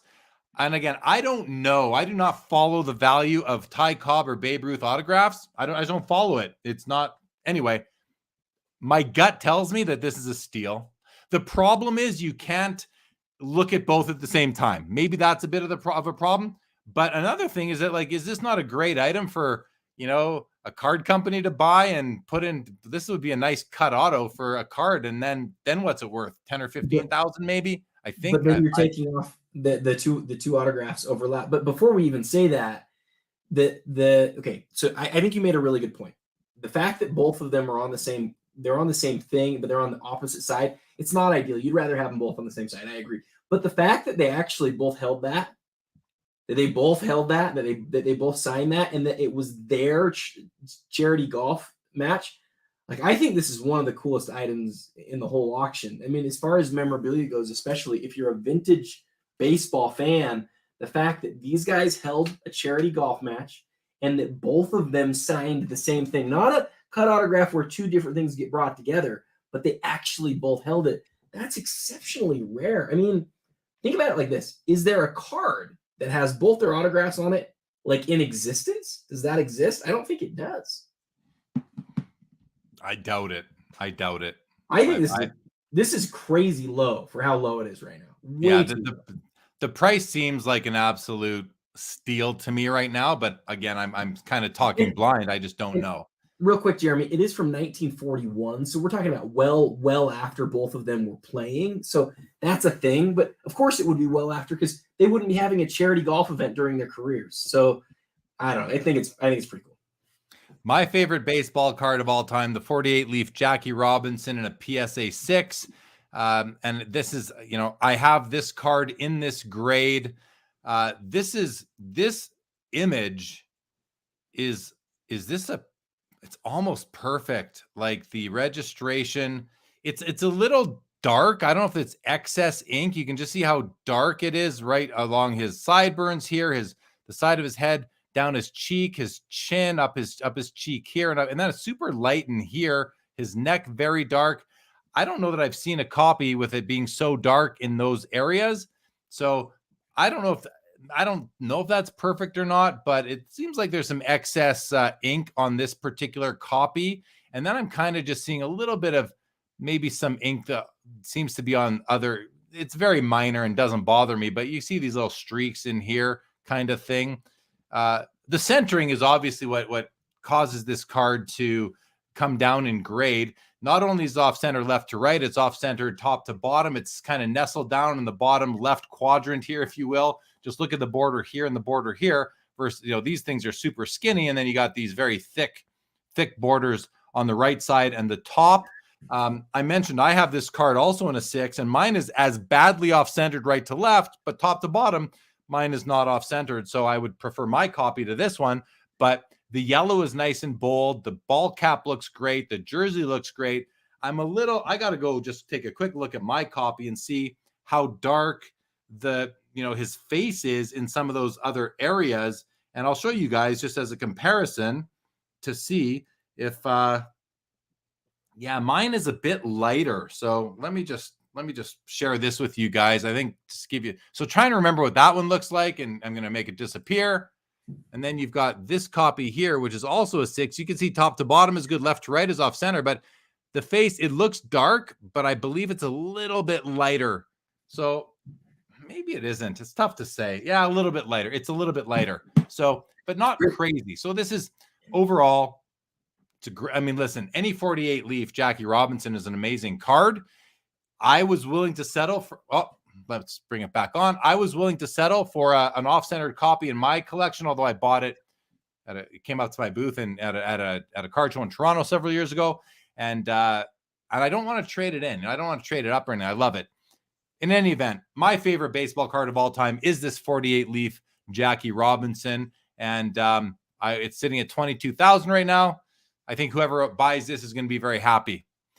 Another one of my favorite all-time favorite vintage cards, Adam, is this particular version of the 38 Gaudy Joe DiMaggio. There are 2 versions of this card. There is this clean copy, and then there's another copy that has these like doodles or graffiti doodles kind of all over the white background spaces. A lot of people prefer that one. I personally like this copy, this version, number 250. I believe number 279 is the copy with the doodles. I love this card. I have it in a PSA 5. I bought it in like 2013. I still gush over it. Listen, I love the way you've got like a picture of him over this caricature body. I love the card, Adam. What do you think? What does the chat think about this card? Because I'm in love with it. When I think of DiMaggio, I think of this card. I think there's some cards that come after that some people would argue that they like more. Our friend Nate at Inkart Cardboard Veritas talks about the 1941 and the purple background. But I'm a big first guy. Like, I like older cards. I think of this card. This card used to be sort of featured in the Beckett in the white price guide pages. And I would always sort of see it and go, what is that thing? What is it doing? Why does it look like that? And as I get older, I look at it and I go, oh, it's like a caricature. It's an image of DiMaggio with sort of the drawing that's around it. And I really like it. And I agree with you, actually. We've talked about this before, but there's 2 different versions. There's the one with the stuff that's going on around him. It's a different card number. I would prefer this one, but I would love to have either one of them. It's one of his, at the very least, it's one of DiMaggio's most recognizable cards, and as an icon for the Yankees in the game of baseball, it's an important card. And in a 7, obviously, it's a huge deal. Yeah, now I love the 1940, I believe, with the purple background. That is a stunning card, maybe one of the most beautiful vintage cards of all time. I do lean towards this one because I just love the uniqueness. I love the creativity that went into designing these cards this year. And how do they decide to do this? Like, it's the only time you really saw it until this design was brought back, as a tribute sort of thing. I love it. I absolutely love it. Love my version of it. It's, just a very important card to me. So I love both of these cards, and I'm excited for whoever picks those up tonight. There's a comment in the chat about this autograph here from our friend Rob Gerard, the sports card therapist. Says there's someone bidding on this Cobb roof that is saying, shut the heck up, you guys. Well, we talk about items at auction, so I'm sorry to the person who's that. And Rob, I know you're after an item tonight. You're going to be joining us in about 10 minutes or so. And I hope we haven't talked too much about the item that you are looking at tonight. Dave Snyder, good evening to you. A vintage card collector says the exact 57 Russell sold at 6:30 in August 2021. And tonight here on PWCC, it's actually beat that. That's really interesting that we have a card that is selling for more in March of 2023 than August of 2021, which was really right after the peak. So maybe that says good things about not the whole market, but at least the Russell market, or at least the high-end Russell market. And then Vintage Card Collector likes the Doodle DiMaggio, the number 279 better than the 250. And that is just a whatever you like better. I like the 250, but I think more people do prefer the doodle card. Next row, 2 football cards. We have a beautiful 58 Jim Brown rookie card. I love this card, everything about it. I love the angle. I just love this card. We'll take a look at it. And we have a 65 Topps Joe Namath rookie card in a PSA 7. Let's take a quick look at that one. And then another Lou Alcindor in a PSA 8. We had the 9 above. This is an 8. It's at $21,000. Let's take a look at the Jim Brown. Right away, I look at it, I think you always look at the black background. How solid is the black background? Well, there is an issue right here on the lower left quadrant. It kind of comes a bit into the middle here, even a bit over here. And at the top, you have a bit of it here. But you know what? It's tough to find a copy with like just a stark black background. Oftentimes, this card is also out of registration and very blurry. He looks really clear to me here. Centering a little bit, well, it's off center to the left. Top to bottom looks pretty good. Corners and edges look really good. It's an old grade, graded an 8. I don't know if it would get an 8 today or not. I'm not saying it wouldn't. I just don't know. But this bottom left quadrant, the surface might turn some people away. I would expect this to sell for less than the average of a PSA 8 Jim Brown. And then we have the Joe Namath. Again, like I love Adam. How do you not love every card in this auction tonight?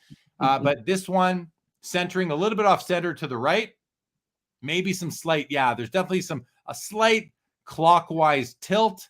Does not have the butterfly on the hand, which often will command. So I don't know if people know what I'm talking about. Often there's a print defect that happened in many copies of this card where you've got this ink stain on right on his hand here, and people refer to it as the butterfly version. This card is without it. My copy is without it.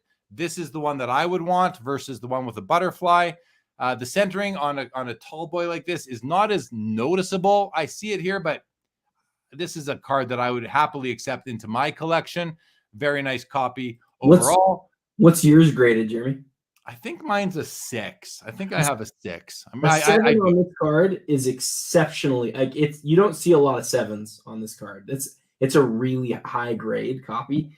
I think if I remember right, there might be a few 9s. There's no 10s. There's like a few 9s. Not very many 8s at all. 7s are we don't even see 7s of this card pop up very often. Troy says you're not even to lot 30, but my favorite Cobb card is lot. I've seen those comments, Troy. Thank you. Thank you so much. Collector's Dream says so tough to find a center Jim Brown. Yes, and the professor, when Jeremy and Adam talk, people bid charity duel at $5,250. It's gotten a bid. Well, I mean, yeah, we both feel that one is undervalued or undersold right now. I'm watching it thinking, why wouldn't I go bid on that? Like, if you want to own a Ruth autograph, and it's again that's honestly it's one of my favorite things in the auction. It really is, and it's low. It's not too expensive right now. All right. Yeah, I understand what you're saying. Makes sense. We have a PSA 9 Michael Jordan rookie at $23,000. It's got the exceptional eye appeal rating, top 15% from PWCC. Card looks clean from here. We're not going to jump into that one. A PSA 9. Is this what was the other one why is this 9 at 11.5 and way up here, Adam? Didn't we have another one? No, it was an SGC Gem Mint. SGC 10. Thank you. Sitting here at 120,000. Okay, let's look at this PSA 9 now and see if we think it's any nicer than the SGC 10. Let's take a look at this. Let's just close all these tabs here.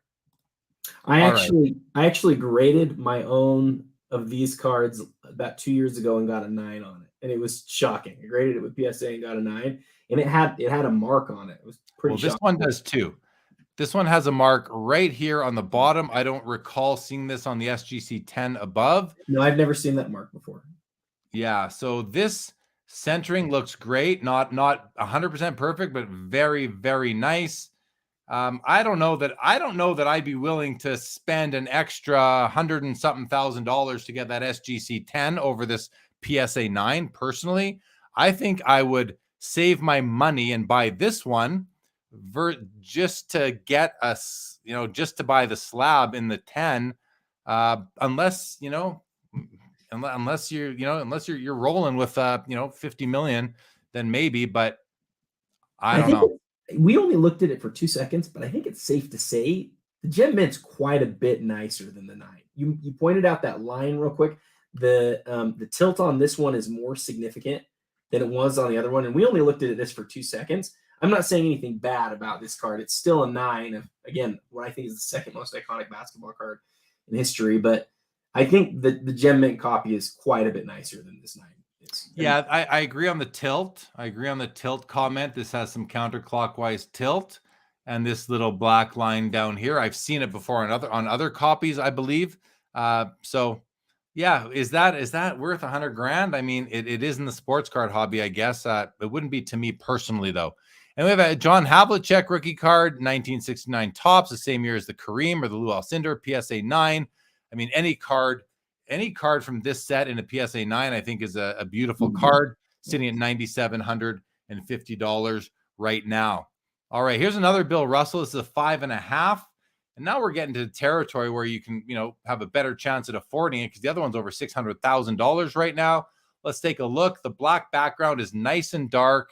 You've got a bit of a surface issue there, a couple small, little print marks there. Don't bother me. I don't know what's going on his chin. Do you see that little white dot on his chin? That might be on the slab, in the slab. I don't know what that is, but I'd rather it wasn't right on his chin. And then just down the side of this defender's face here, you see a bit of a registration issue. Yeah, good call. And his face isn't totally clear. A slight registration issue. This is a 5.5. Don't forget. I actually think this is a very strong 5.5. Did this get a PWCC? It did. It got exceptional. Yeah. That I completely agree with this PWCC eye appeal rating on this card. I think this is beautiful for a 5.5. This might be nicer. I have a 6. This might be nicer than my 6. Like, this is a beautiful card. I highly recommend this card personally. Like, I would trade down my 6 for this copy. That's how much I like this card. From what I've seen, as quick as I've looked at it, a gorgeous card. Adam, we have a Wilt Chamberlain. This card probably should get more love. Well, it's getting love at $55K. Pop 1 of 9, none higher. A beautiful card, right? What do you want to say about these two cards? So there were two items that I was bidding on prior to the auction. I'm still trying to figure out whether I want to bid on one of them. The other one was this Chamberlain. At one point, I put together a run of Chamberlain 9s from 71 through 74. Those are all the regulation size tops cards. I had this card in an 8 and the 70 tops in an 8. This card in a 9 is exceptionally rare. There's 9 of them in existence, as you can see from the listing. And when it comes to iconic, recognizable Lakers cards, I think you can make the argument pretty easily that this is a top 5 most iconic Laker card in existence. It's actually fun. Think that's a fun thought exercise. It's the most recognizable Chamberlain Laker card, I think, for sure. And it's his first Laker card. So, it has a lot going for it from the perspective of sort of the history of it. But the reason that this card is selling for as much as it is right now, and it sold in the past, I believe, somebody correct me if I'm wrong, but I believe in the past it sold well into the 6 figures, like a couple $100,000. And the reason why is it's a key Chamberlain. There's only 9 of them. And the reason there's only 9 of them is there's so many things that can go wrong with this card. Most of them are off center, straight out of the pack. But then once they come out of the pack, they're just impossible to store, right? Most of them have issues with the edges, issues with the corners. Tons of them have been creased. And so, you take all of that, put it together and say, hey, this is a virtually perfect, flawless copy of the card. And as nice of a copy as literally exists in the world. And it's kind of easy to understand why it's gone from 19 grand when we started the show, Jeremy, to 55 grand right now. 55. Let me scroll back down and have a look at that price on that right now. Where'd it go? There it is. 55,000. So I just wanted to bring up this picture of Wilt here. Look how young he looks. And then here, look how he goes from literally goes from, young man to grown man. In 8 years? 8 years. Look at him there and look at him. He looks like a kid here, but for that mustache. And here he looks like a grown arse man. Okay. This is the problem with vintage basketball, Jeremy, is that, Wilt Chamberlain played for the Philadelphia 76ers and he doesn't have a card from the Philadelphia 76ers. And it's because you've got 8 years between, but Wilt's whole career is 61 and then 69 through 74. And in 74, he was a coach. He didn't even end up playing or coaching in that season. So he really only has a few cards. Okay, we have a Mickey Mantle 55 Bowman in an SGC 8.5, a very nice card with the wood grain TV. We also have a special guest joining us right now. We're going to bring him on to talk about what he's up to tonight. Rob Gerard, the sports card therapist, the man who hosts the weekly vintage PWCC show on the Sports Card Therapist YouTube channel every Sunday night. Rob, welcome to the Vintage Premier Auction Watch Party. How are you doing tonight, our friend? Jeremy, Adam, guys, how you doing? It's a pleasure to be on. Jeremy, you are brutal on some of these cards, man. I agree with Anthony. He says I need the Jeremy's PC approval sticker. That's what I need, man, because you are awesome. You spot everything. Well, I'm not. The one thing I'm not going to do is mislead my audience. And if you're in the same game as I am, Rob, we both do shows for PWCC. We both collect a check from PWCC to do these shows. And in order to do it and do it properly and not only service PWCC by doing these shows, but also service the hobby. That's number one, right? We have to be honest and authentic with the hobby. So if I'm not being brutal on a card, that's a red flag, I would say. Yeah, no, very well said, very well said. But I watch your guys' premiere show monthly, and you and Adam, you guys are incredible together. You guys are great. You guys are like Magic and Kareem, Jordan and Pippen. Karl Malone and Stockton to give you. There we go. There we go. Thanks, Rob. So listen. The reason why I invited you on tonight is because number one, I love hanging out with you. Number two, you're friends. You're a friend of Adam and mine. But I happen to know from chatting with you that you were extremely interested in one of the items up for auction tonight on the premiere. And I do know what it is. Me and Adam know, but we haven't said what it is. But we do know the item it is. And I wanted to bring you on because I thought it was really neat. If you actually jumped through some hoops to prepare yourself, position yourself to bid on that item tonight. And I wanted you to share that story with the audience. Like when a collector hones in on a card like you, a collector like you had to take steps to make sure that you could get it tonight.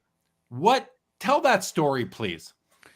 Yeah, and what I'll say is I think as of right now, it's looking like I am out on that item. I know I was going to be a little over 11K all in with buyer's premium. That's kind of where my number was, and it was probably I was hoping, that it was going to go a little bit lower, but I should have known that it was going to be a bit higher. But I definitely went through as you would say, a process instead of a process,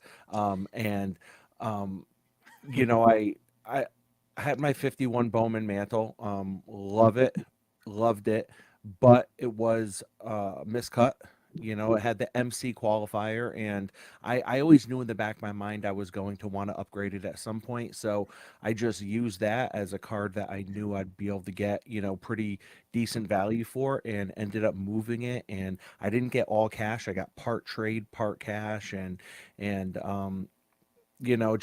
I knew that I wanted to preemptively, kind of line my pockets to make a run at this item, because this item, first of all, this entire vintage was 85 items tonight. Incredible. Every item is better than the next, except for the Gordie Howe, according to you. But every item though is better than the next. But no, Jeremy, you're listen. You have high standards, man. You have high standards. Is there a card that you don't own that's on this auction? By the way, I think you have a Babe Ruth and Ty Cobb somewhere hidden in your closet somewhere that you don't even know about. It's actually added to that auto. Well, no, I do. I have the yellow background Babe Ruth, but not the one. We haven't seen one of those yet tonight. But listen, I mean, so you took the step of selling your beloved 51 Bowman Mickey Mantle. I mean, you did videos on this card. You have a picture of that card behind you in your right behind your head. There it is. Like this card is super important to you. Yet you sold it with this specific plan to take those proceeds and put them into the item tonight here. And now you're saying you're priced out. Yeah. I know the item, so I'm gonna scroll to it myself just Go to see, for it. because we kind of talked about where you'd go to on it, and it's still, to me, lower than where I thought you were willing to go. What happened there? You said that you thought you might come up to 20K all in. Now I hear you say 11. What Yeah. happened there? Well, I think, like I said, when it came to the mantle, I try to keep my card money. I don't ever want to, get in more than I'm comfortable getting into on any kind of item. I think that's what's kept me stable in this hobby over the years is not doing that. So, you know, I wasn't able to get all the cash for the mantle, and I don't want to bid on something that, I'm going to have to scramble for over the next 48 hours. So, I said, you know what, this is kind of going to be the number that I'm comfortable at. So that's what I'm going to go for, and put the bid in, and the bid jumped up probably about an hour ago, and that's where I put my bid, and, it just didn't happen. But selling the mantle, though, like I said, I knew I was going to want to upgrade it at some point, and now I have some money to be able to make some moves and see what I could do. So Well, that's what I was thinking right there, is that now that you're not, can I share the item that you were going to buy? Can I show it on the screen? Yeah. All right. So Rob was looking at the George Mikan Type 1 photo, which, is a really, really good. We talked about it earlier, Rob, and I wonder when we talked about if you were going, stop talking about it, but we had to give it its due. No, of course. It's a cool piece. Yeah. But now the fact that you're not going to make the play and bid anymore on that card, on that item, I should say, this opens up a whole slew of new opportunities for you to consider with the proceeds from the mantle. So that's got to make you feel good and think you're going to have some fun over the next couple shows you go to and that sort of thing. Is that set right? Yeah, absolutely. Yeah. And one thing, not to pivot from this, but I couldn't believe when I never thought about it, but Adam was mentioning at the beginning of the show, Adam, that you haven't been able to bid on any items on PWCC as a full-time employee. I can't even imagine what that was like, because no one paid more attention to the items on auction than you did. I mean, you scoured every single card on every auction, and you couldn't do it. You couldn't do it. When I took the job, Jesse said to me, he was like, "I'm surprised you took the job. I didn't think you'd be able to do it with as much bidding as you do." And it is what it is, but it works. Like I say, it works out in the end, because I still get to do so much of this stuff that I love to for PWCC. But I'm not free to bid. But like you, Rob, my big item has gone past what I was hoping it would go for too. So we're both out, unfortunately. You know what? And I was looking at the item you were going for, and iconic item. That's an iconic, underrated, under the radar, in my opinion, kind of, card. And what was it, Adam? I know I saw, but I forgot. It was the checklist. Oh, the checklist. 69, right? 69 top checklist. Yeah, and here's the thing is, 9 or yeah, it's a PSA 9. There's 3 of them in existence. It's always been known as like the most valuable, rarest checklist, I think probably across all sports cards. And so I've owned one that was pretty beat up, but to see one in a 9 is extreme. I mean, I've never seen one for sale. I think it probably still has quite a bit to go. At this point, it's still a huge deal. But in the market that we're in, you guys know this. In the market that we're in, if you see something that you don't see very often, there's a chance it's going to go way low. And I'm a total opportunist. And so I saw that card and I was like, man, I hope it sells real cheap. So I put in a couple bids early on, and now it's flown past that. But the opportunist in me is still looking at this auction right now saying, what else is out there that I might be interested in? And I look at that dual autograph that we've been talking about, and I'm like, man, that's pretty cool. I'm still pretty tempted by that one. What's your reasoning for putting in an item really early, a bid really early? There's none at this point. There's no reason to, other than just to sort of remember. But on that 69 checklist, it was just so low that I was like, okay, I'll start here. But I'm with you at this point, and where now we have all access, extended bidding. You can wait till the very end, and as we're seeing now that we're in the 60-second intervals, like I think a lot of people waited until right now. Yeah. Well, the dual autograph, Ruth and Cobb's up to 6,500 pre-buyers premium. So it's gone up about 50% since we looked at it. So Adam, just keep that in mind if you are going to make a play at it. Rob, anything else that you'd like to share? You want to plug your Sunday show again, or anything else you'd like to tell us about, you know, your process on maybe picking up the Type 1 photo of the 48 Bowman Miken? Yeah, you know, I think Type 1 photos are just severely underrated, you know, and I've barely even dipped my toe into the Type 1 photo arena. But I think they're very underrated, and you know, I've had a couple conversations with Troy on Instagram about this. Him and I have been messaging back and forth, and we were talking about how these photos are only going to be, you know, more rare, more scarce, because nowadays everything's digital. Things are rarely printed out, and even when they are printed out, they're probably not printed out in the most, you know, I guess on the best quality film or the best quality printouts, I guess. So I think that when you look back at some of these Type 1 photos, you know, that are 80, 90, 100 years old in some cases, I just love how collectible you can make it, you know. And you know, when I saw that Miken, you know, Adam, I know you have one too, but I just really wanted to pair it with my Miken. You know, I've been envisioning it all week, you know, just being able to do this. And you know, I think if You must I be a little heartbroken. You must be a little yeah, heartbroken right now. I am, yeah. I think if I scrambled a little bit more, I would have been able to do it. And if I really wanted to, you know, I could still make a higher run at it. But, you know, I try to stay disciplined with what I do, you know, and like I said, you know, I don't want to like bite off more than I can chew kind of thing. You know, I don't want to start, you know, dipping into personal money instead of card money kind of thing. You know, I try to keep those two things like very separate. And I try not to let them bleed over, because once they bleed over, that could be a slippery slope, you know? Well, two things I want to mention before you head off here.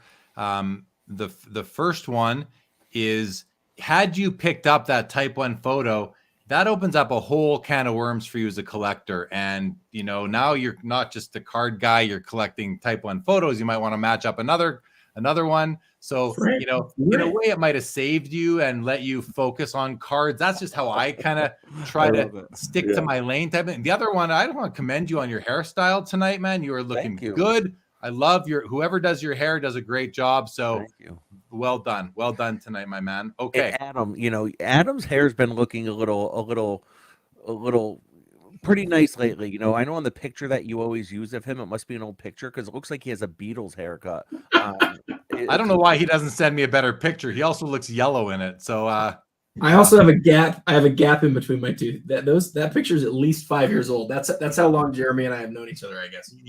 Adam, it's time for a new one. Okay. Well, Rob, you're welcome to stick around. I want to go to some comments. We're going to look at some more cards, but really up to you from here on in. So yeah, I have to be out of here. It's 11:15 here in Connecticut, and all right, Big Daddy's got to wake up early. All right. Thanks for popping on. Good to see you, and talk to you soon. Jeremy, Adam, thank you. See you, brother. Rob. You're the best.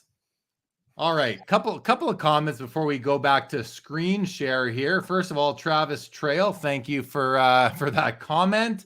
Loves the 7.5 wilt. I liked it too. Junk Wax, maybe Rob could chase a 52 mantle.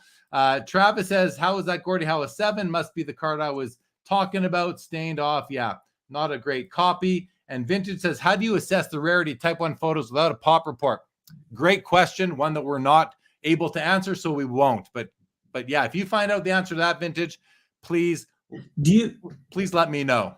Do you know, Jeremy, do you know there's not a pop report? I searched for it today when I was talking to Rob about him picking up that Miken. I searched for it on the PSA website. I could not find the pop report there. So we got a lot of items to get through. Real quick. I know you're rushed, but I wanted to share this because I think it is important. Buddy of mine messaged me a few minutes ago. He said, pre-1980 basketball. So this removes the MJ, it removes the Bird, Magic. The current all-time standings are the most expensive was a PSA 9 George Mikan, sold for $800,000. Number 2 is a Wilt Chamberlain PSA 9 with a superior PWCC eye appeal, sold via private sale for $670. And the number 3 most expensive basketball card, vintage basketball card of all time, is the Bill Russell that is going to sell tonight. So wow, cool. we're gonna have the 3rd most expensive vintage basketball card of all time sell tonight on this show. Okay, On this show. Thanks for that. Thanks to your friend for that update. We're gonna cruise. So we're not gonna zoom in it for a while here, but let's just talk. We have a 2nd-year Lou Alcindor, also a tall boy, a mint 9 at 62.50. It's a great card, overshadowed by the one from the year before. A nice Dr. J Julius Erving PSA 9 1972 Topps card. One thing I always look for these is there's often fisheyes in the yellow background. I am going to open this one up and just do a quick fisheye assessment, again, without really knowing the correct term for fisheye. Usually I feel like you see some over in this area here. I'm not seeing any on this one. So looks to be a nice copy. Julius Erving All-Star PSA 10 at 16.5, pop 1 of 6 for a set collector for sure, or just a Julius Erving collector. Next row, Pete Maravich 72 and a PSA 10, pop 1 of 6. Cool looking card, very 70s, if you will. And then one of my favorite cards from 1972 is this Kareem Abdul-Jabbar. I wanted to buy one of these several years ago. I never did. Then they just popped in value, like I guess a lot of things did, if not everything. And I've kind of calmed down on it. But I just love the pose. I love how lanky he looks here. I just love the card. And then we have another Joe DiMaggio, not the 1940 we were talking about earlier, but a 39 play ball, PSA 8.5, $22,000. Probably not one of my favorite Joe DiMaggio cards. I prefer the 38, then I prefer the 40. The 41 resembles the 40. Nice card, but not much more to say about that. Matt says, did you discuss the Havlicek? No, just kind of, where did the Havlicek go? It was It's up right, a ways. It's right up here. But I guess maybe he'd like us to. Adam, why don't you speak to this for about 10 or 20 seconds if you can? Probably the 3rd best card in the 69 set after the Alcindor and the Checklist, probably tied with the Chamberlain in that same sort of range. Although we're seeing the Chamberlain sell for so much tonight, sort of shows the value of Wilt. But John Havlicek is one of the best players of all time. Was the 6th man for the Celtics for a long time, but won a whole bunch of championships with those 70s, 60s, and 70s teams. And to see this card in the 9 is pretty special. So it's really crazy, Jeremy, because you've got the Wilt, the Alcindor, the Checklist, and the Havlicek, the 4 best cards from the set, all in 9 grades, all in the same auction. I have to think this is the only time that's ever happened. I find it so weird. I just get this it's almost cringy for me to hear the Checklist being called one of the 4 best cards. I'd like to, and no, it's simply because I think is best the same as scarcest and rarest, because it's obviously a checklist. So they were written on, they were checked off. It's definitely the hardest card to find in high grade. Does that make it the best? I would say this. So I get where you're going. This would be my argument. Across all grades, that's consistent. And so it's not just a matter of conditional scarcity. It has always been viewed back into the very early days of Beckett. We're talking about those 4 cards are the 4 most key cards in the set. Okay. Fair. Even though it's not a player card, I personally can't get my head around that, but I'm not going to argue with hobby wisdom. Although maybe I should, but okay. Matt Clark asked to talk about the Havlicek.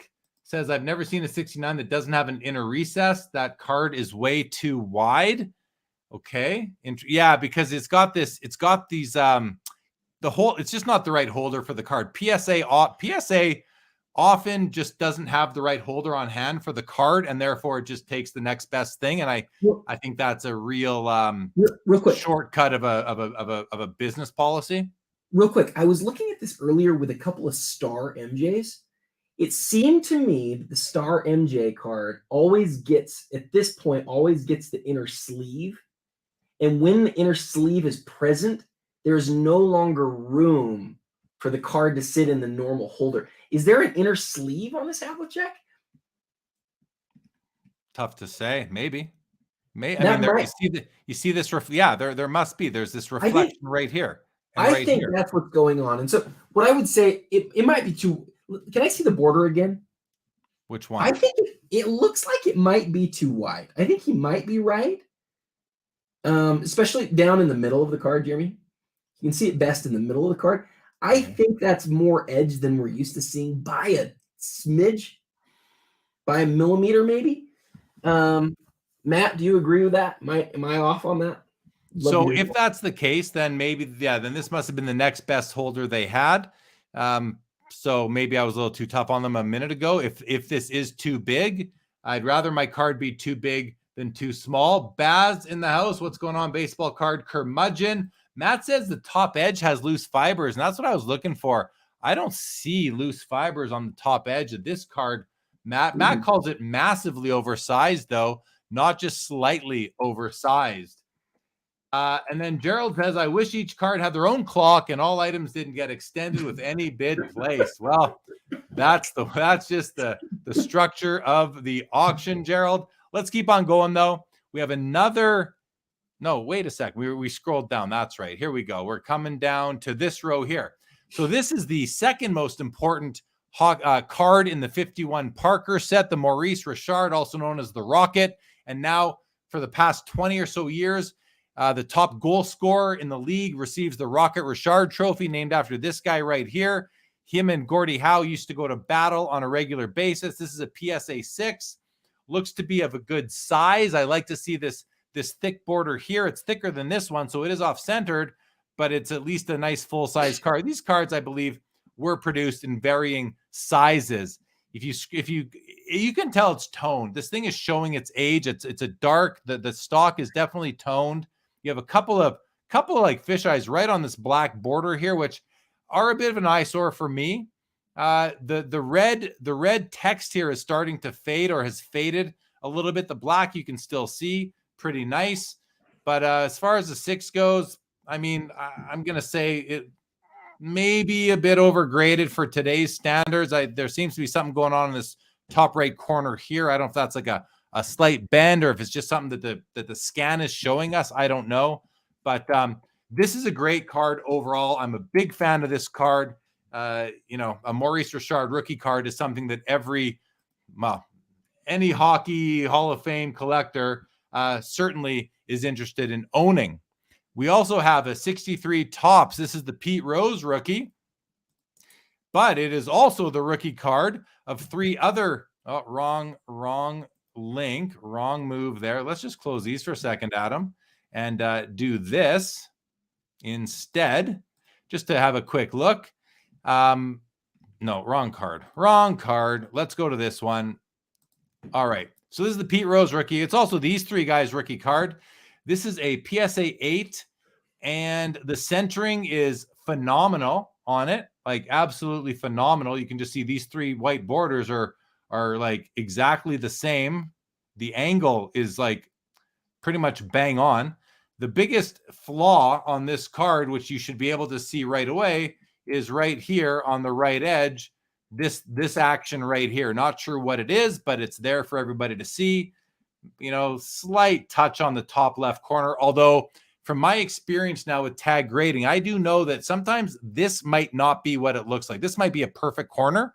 Sometimes the image, there can be a bit of reflection off a corner as it sort of slants down. So that might be a perfect corner. I'm just not sure. Very, very, very nice copy. If this does not distract you too much right there. Travis makes the comment, though, that the color looks washed out. And, as I'm looking at it, I was kind of wondering that myself. Going to go look at my copy for a moment and just see how it compares in terms of color. And yeah, mine is way brighter. Look at mine, you guys. And I mean, this is just there's no filters on my scan of my copy, but I'll just take the screen off for a second, and I don't know if you can really tell because it's yellow and I got the light shining, but my yellow is like way brighter. So I don't know what causes that, but it's definitely a little bit. I don't know if it's less ink that went down or if it was sat out in the sun. Not sure. In any event, still a nice copy, but it takes someone who knows the card like Travis.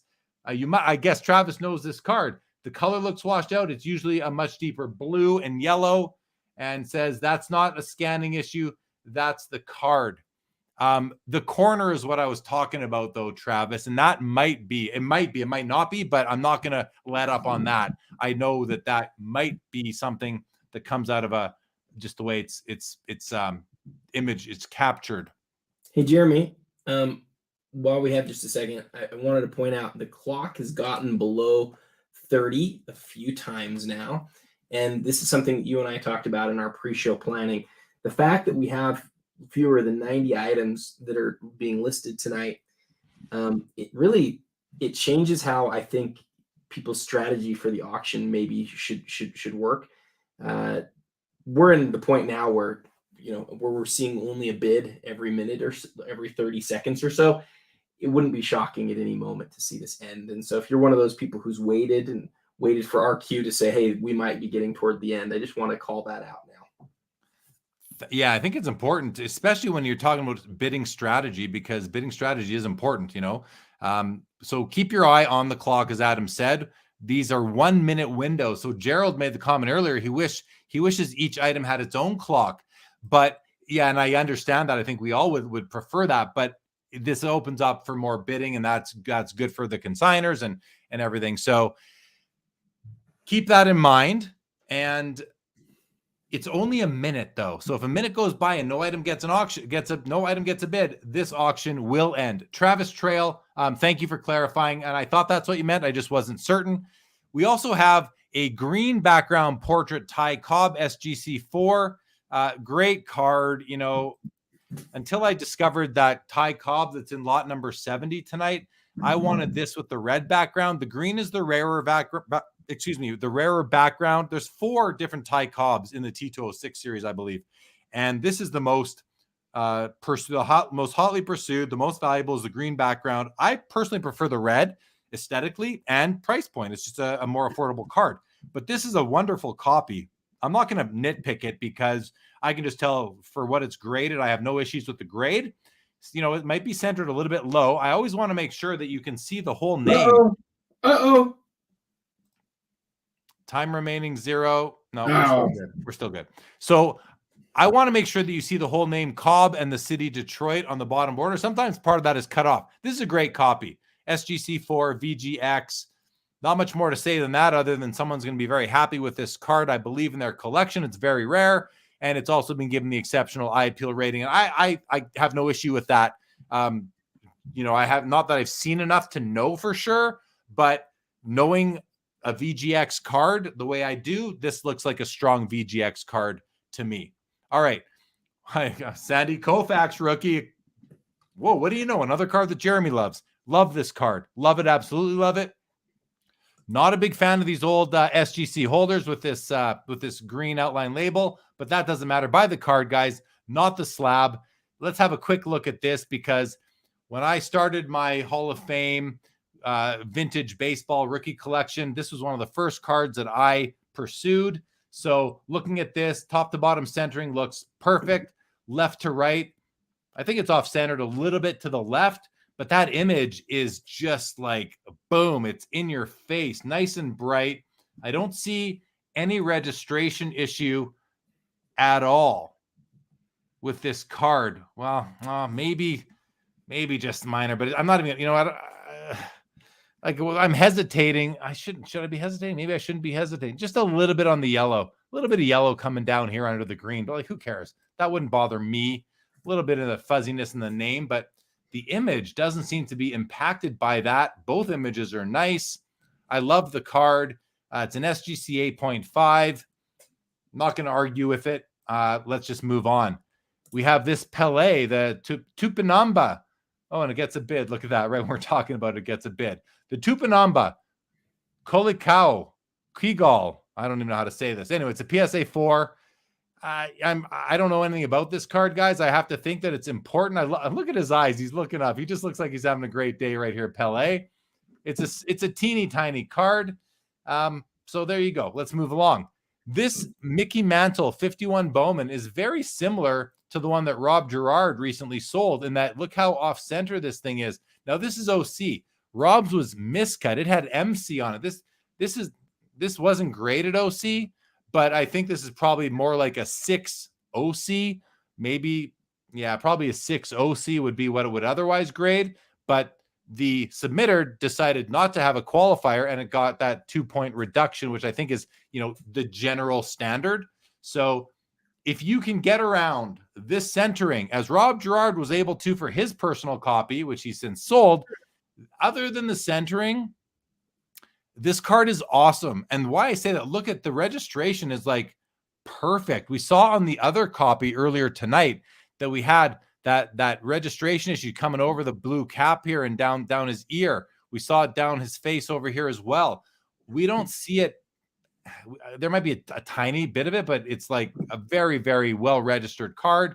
Maybe a little bit of a print defect right there, whatever that little dot is. Some action going on up here on the top right, but it's kind of hidden up here in this busy corner with the bat coming in, the black line border and then the white border. So if you can get your head around this centering, 14 grand seems about right to me. Adam, anything on these cards? I'm watching the clock, Jeremy. By the way, I want to just point out this real quick before I talk about these cards. PWCC added something new that was actually something that I suggested a couple of months ago, and that is I wanted to be able to see a sort function of all the cards that have most recent bids in the Premier. And so it's kind of a fun way to look at the auction. You can see which cards haven't been bid on in days, and you can see, more importantly, which cards are getting bids on them right now. And so I've sort of been watching that as the clock keeps getting closer. We're really not far away, I don't think now, but I think Pele is interesting because soccer is, it's the biggest sport worldwide. I think Pele is also interesting because he's got a lot of rookies. There's like several cards from 1958 that are big cards that people love. And we didn't know what those cards were even 3 or 4 years ago, right? Soccer's really burst onto the scene as far as collectors go. My real question about soccer, Jeremy, and I wonder what your thoughts are on this, does it really, does it stick in the end? I know how big the sport is. That's not lost on me. And I know that there's a lot of cool cards, and I know that they're rare.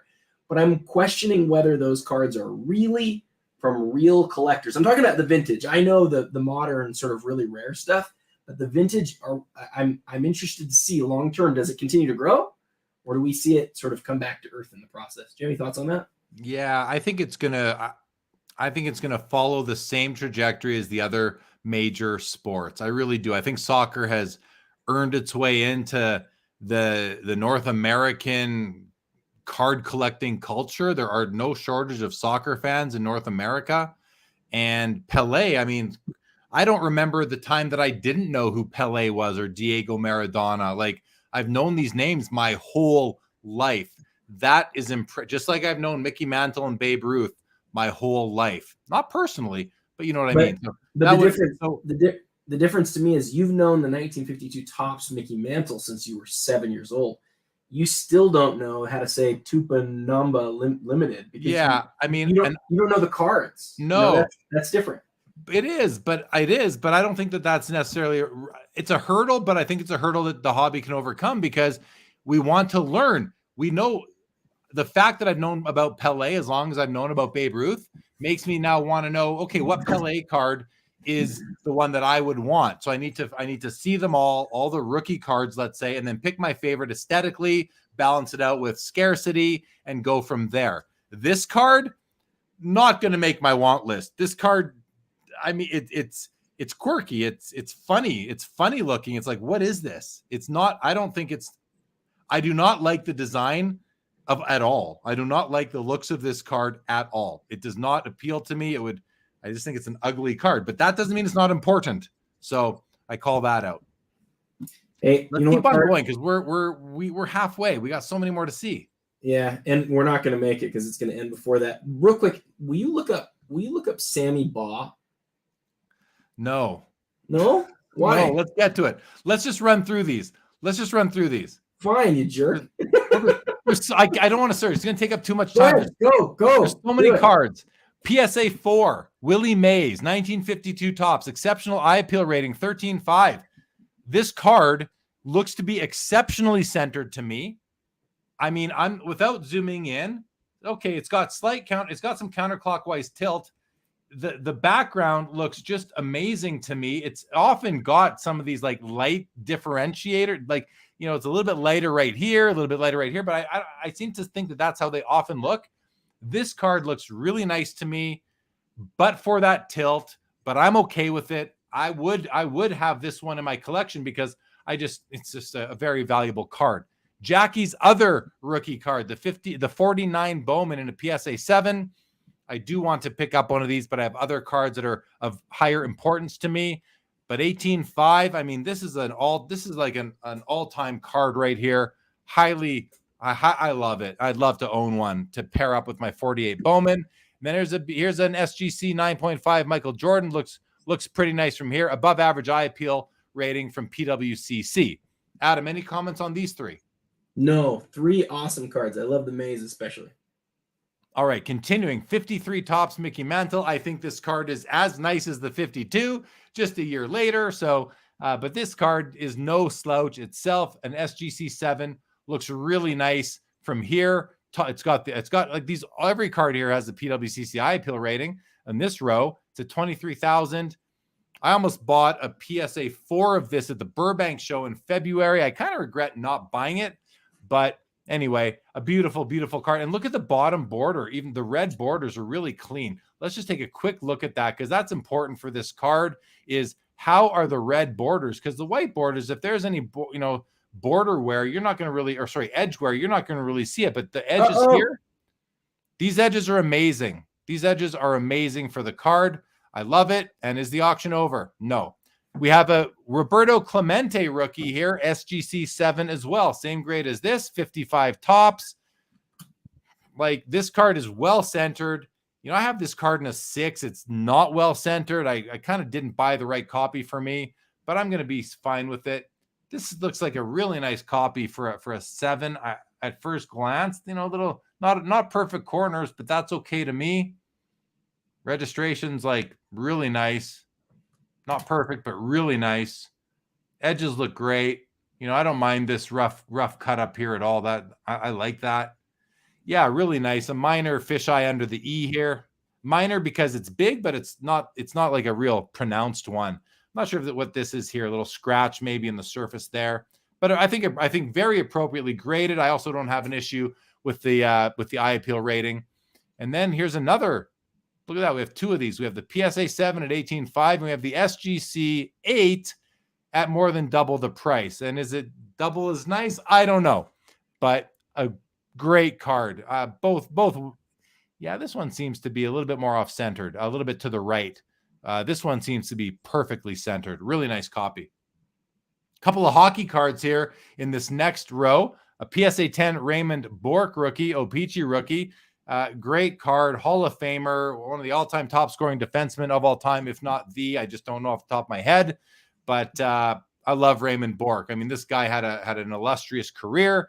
Highly recommend this card to anyone who's looking to collect Hall of Fame hockey rookies and not just the Gordie Howe, Bobby Orr, Wayne Gretzky, Mario Lemieux. If you're looking to go to another level, you're going to pick up the Raymond Bourque, the Phil Esposito, the Steve Yzerman, the Patrick Waugh, and so on and so forth. So this is in that next tier to me. Here's another look at this one. We saw the PSA 8 earlier, Adam. This is a PSA 7 Hank Aaron rookie. Centered it's got tilt. Narrow border up here versus a wider border down here. The opposite over here. You can also see at the top, it's a little bit narrower up here than it is over here. Aside from that, really nice copy. Like if you were to straighten this thing out from a tilt perspective, you almost have a perfectly centered card, I would think. Corners and edges, yeah, they're just fine. Nothing wrong with them for me. I mean, they're not perfect, but as far as the 7 goes, I'd be really happy. Top edge looks really nice. Minor edge wear at the top. But nothing that bothers me too much at all. Not at all. And then Bobby Orr, PSA 7, above average eye appeal rating. One of, if not the most important, maybe I'll call it a top 3 to 5 most important hockey cards of all time. Definitely landed in the top iconic, Adam. Where did this one end at, like 11 or 12 or somewhere in the top 15, I think, for most iconic cards of all time? This copy, though, let's take a quick look. This copy, it's got the bottom right corner issue there and the top right corner issue there. Outside of that, this card is often off-centered. This one is very, very, very well centered for the card. I don't know that it's perfect, but it's darn close, and it's about as good as you're ever going to see. This card comes with my recommendation. I recently sold my PSA 8 of this card recently, like 2.5 weeks ago. Outside of these corners, this card would be nicer than my 8 was, but these corners reverse that. So nice copy altogether. This bottom right corner is the biggest issue to me. A great copy overall. Adam, comments? I think the Bobby Orr, you asked me where it was on the list. I think it was quite a bit lower, and I think you were frustrated by that. It might have even been in the 40s or 50s, and you were just all sorts of upset. But no, I think that also the Aaron, maybe it's me. This one seems like it's maybe the color is just not quite as good as it is on the 8. It seems maybe a little bit brighter. Yeah, I think you're right. I think when I was describing it, I was noticing that, but it just didn't come out. But I noticed that too. There's your guy, Sammy Baugh. I knew we'd get there, Adam. What's going on with Sammy Baugh other than what a stunning card? I love the color contrast, the blue, the maroon, the yellow, slinging Sammy Baugh. Adam, over to you. You obviously have an interest in this card. I think it's an amazing card. I noticed it a couple times as I was looking through pre-show, and then as I was watching the most recent bids come in, I saw this one get a bid, and I don't even know who Sammy Baugh is. I'm not a football guy. I'm just not. I don't know about the history of football, so I probably shouldn't acknowledge that, but it's true. That's one of the prettiest cards I've ever seen, though, Jeremy. Like the color that's coming off of that thing is, how old is that? 75 years old. Like, that's crazy, man. That is a gorgeous card. It's a beautiful card. I would love to own a copy of this. I recently picked up another vintage card, the Otto Graham from 1950 Bowman, and this is kind of like in that same world to me of, important player, beautiful card. I love it. I would get one, not this copy, a bit out of my league, but I would love to buy this card. Here's another Hemet's hand cut Cassius Clay Muhammad Ali. I think the other one was a 9, wasn't it? A pop 10. This is a 7, but it's been given the superior eye appeal rating. That's a top 5% for a 7. I can't really comment on that. I don't know that I've seen enough of these to assess the fact that it's a 7 or been given the superior eye appeal rating. But what a great piece! And for about $10,000, you're getting an amazing Muhammad Ali. Best card, I think. And then we have a Gretzky, a PSA 8, O-Pee-Chee Gretzky, as is custom on these shows. We are going to take a look at this one. We've been taking a look at lots of cards, but first glance, the card looks pretty good. I'm going to come in on it now. Top edge, perfect to me with that little rough edge. Right edge looks great. Bottom edge looks really good as well. Left edge I don't love it. It's got the rough cut, but it's almost too perfect of a rough cut for my liking. And I've seen this several times.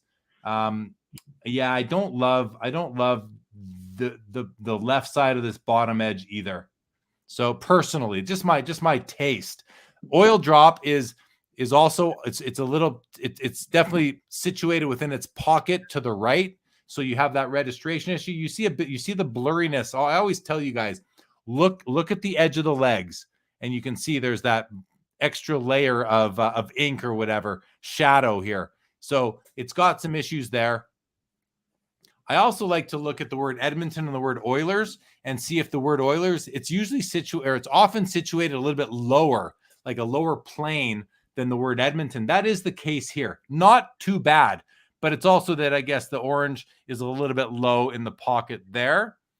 This copy it's okay. I'd say it's the centering is really good, a little bit to the left, but I would call this an average 8 to me. To me, an average 8. So not a bad copy of the card. While we have a copy, let's see what Travis is saying. I'm starting to wonder if maybe I'm wrong. Maybe a lot of these cards just have bad scans. I think they do. Well, okay, with the washed out colors, because that Gretzky looks light too, and the Hank, Ali, and the Rose. I don't know, Travis. I think that's the card. I think the cards are just a little bit lighter. Let me come on that real quick, Jeremy. The times that I've seen some of these same cards over and over again, because I've gotten to hold for the last year, I've gotten to hold basically every card that's gone through the premier auction, right? Up until this month, I've gotten to do it. It is amazing how different cards can look in hand. You were talking about the Jackie Robinson earlier that looked like it was dark. I've seen the gamut, Jeremy, on like what those cards can look like from on the color and the darkness of his skin. Like very, very different. And I think you'll agree Gretzky's the same. Gretzky's like the color is not ultra consistent, and that maybe is because of light damage. You were talking about that. Or maybe that's like early in the print versus late in the print. Well, just look at Travis's comment right now. He's saying the color on the videos is way deeper on all of them. So that's why I opened this up. I'm kind of the deepest view of this one I see is right there. And then when we come here and we open up this image, is there any different? I'm not seeing much of a difference there between like the hue of the orange here versus the hue of it here. The cap is a little bit lighter here, I feel, than here. But he's comparing the video next to the 360. And that's two different pieces of software. It's just two different ways of looking at a card. I wouldn't expect those to be identical. They're two different cameras. Well, yeah, I mean, I don't know. I don't really have many more comments on that. I'm just not sure. The video, not the 360. Yeah, that's what I was saying though. Look at the 360 and then the image, not either the three. Look at the video and then look at the still image. Like those are two which different. Is the video here? The video is the one on the left with the hands that pick it up.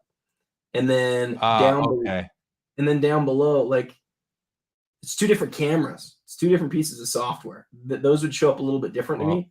Isn't shocking. Oh, right there, I can see it's a little bit that right here. It looks brighter right there than there. Not much though. I don't know that I'd say way personally, but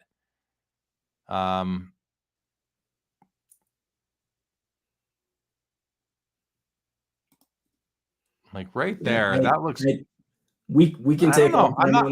Honestly, I'm not seeing it, Travis, but that just might be my screen or something. But in any event, let's just keep going. Junk Wax Museum, Barry Sanders score rookie card, underappreciated. Very nice, very nice. And thank you for Travis. We're not going to go back to the Pete Rose, but I do appreciate you pointing out those observations. All right, here we go. Another 62 Mantle in above average. PSA 8. We have a lot of Mantle cards here. Someone's going to hopefully, I'd like to see one person load up. I mean, get your run done here tonight, one-stop shop. And one of my favorite vintage football rookies is the Johnny Unitas. I love how it's like two cards in one. You know, you got the action shot here. It's similar to the Magic Johnson, Larry Bird. You got like, you know, with Irving in the middle, except you got two panels here, although no perforation. And then you got the nice portrait headshot. This is like the best of both worlds. Really like the card. I also like how they use green here and green in the name bar here. I almost wish they had orange in here to match the orange background there. PSA 8, top eye appeal or exceptional eye appeal rating. I love the card. Looks really good to me. Another Hank Aaron rookie. We got a PSA 6 here at 77.50. we've got the David Thompson rookie from 76 Tops, the most important rookie card from that basketball set. Now, these aren't only tall boys, these are also wide boys. These are like the biggest sports cards that I think you could still call a card really ever made. I don't know of any, I don't consider the sportscasters to be cards. Those are something different to me personally, but these are big right here. And that's a PSA 10, 29.5. Pop 1 of 3 for, the most, probably the most important basketball rookie card of a player that many people have never heard of, sort of thing. I know he's known, but not so well known. And here's the checklist that Adam was going to maybe make a play at.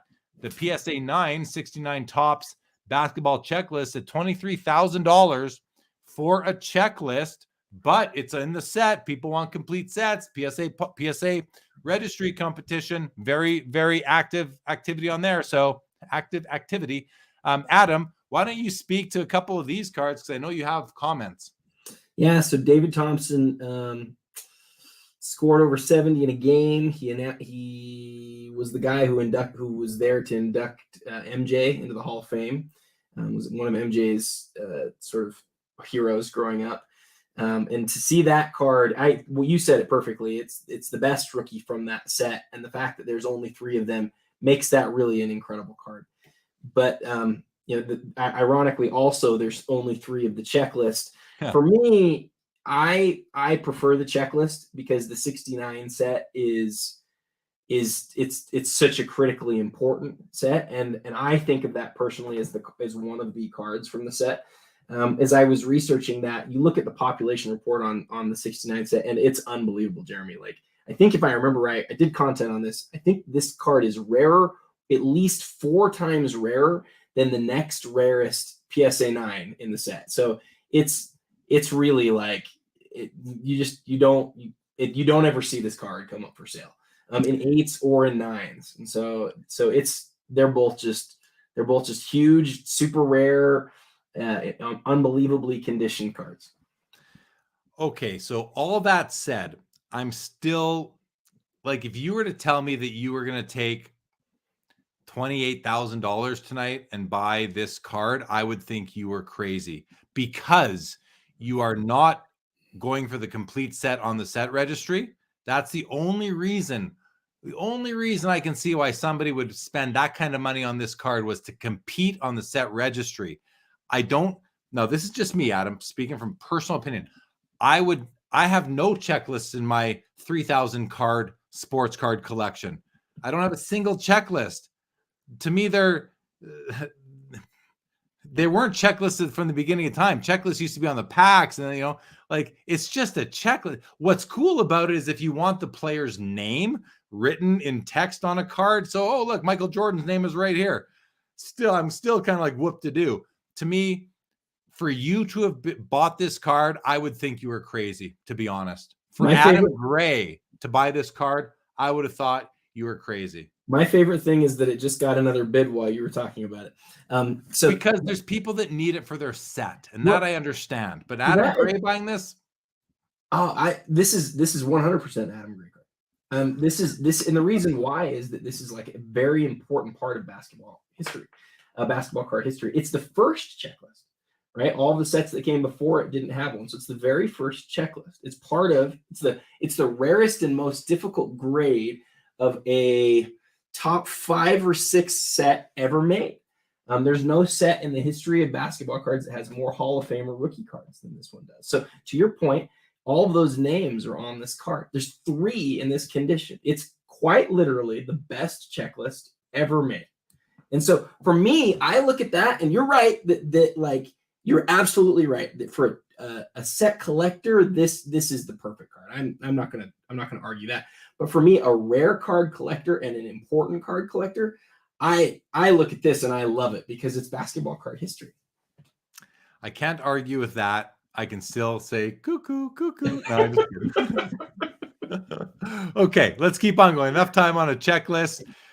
I don't know if this is the same card as last time. It's not. This is a 2.5. We've seen this one already, but top eye appeal on that Pelé. Here's a Gordie Howe without the staining, it looks like, in an SGC 7.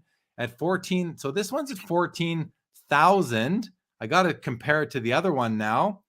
That one, the SGC 7's at 14,000, and the PSA, what is that? 7 is at $26,000.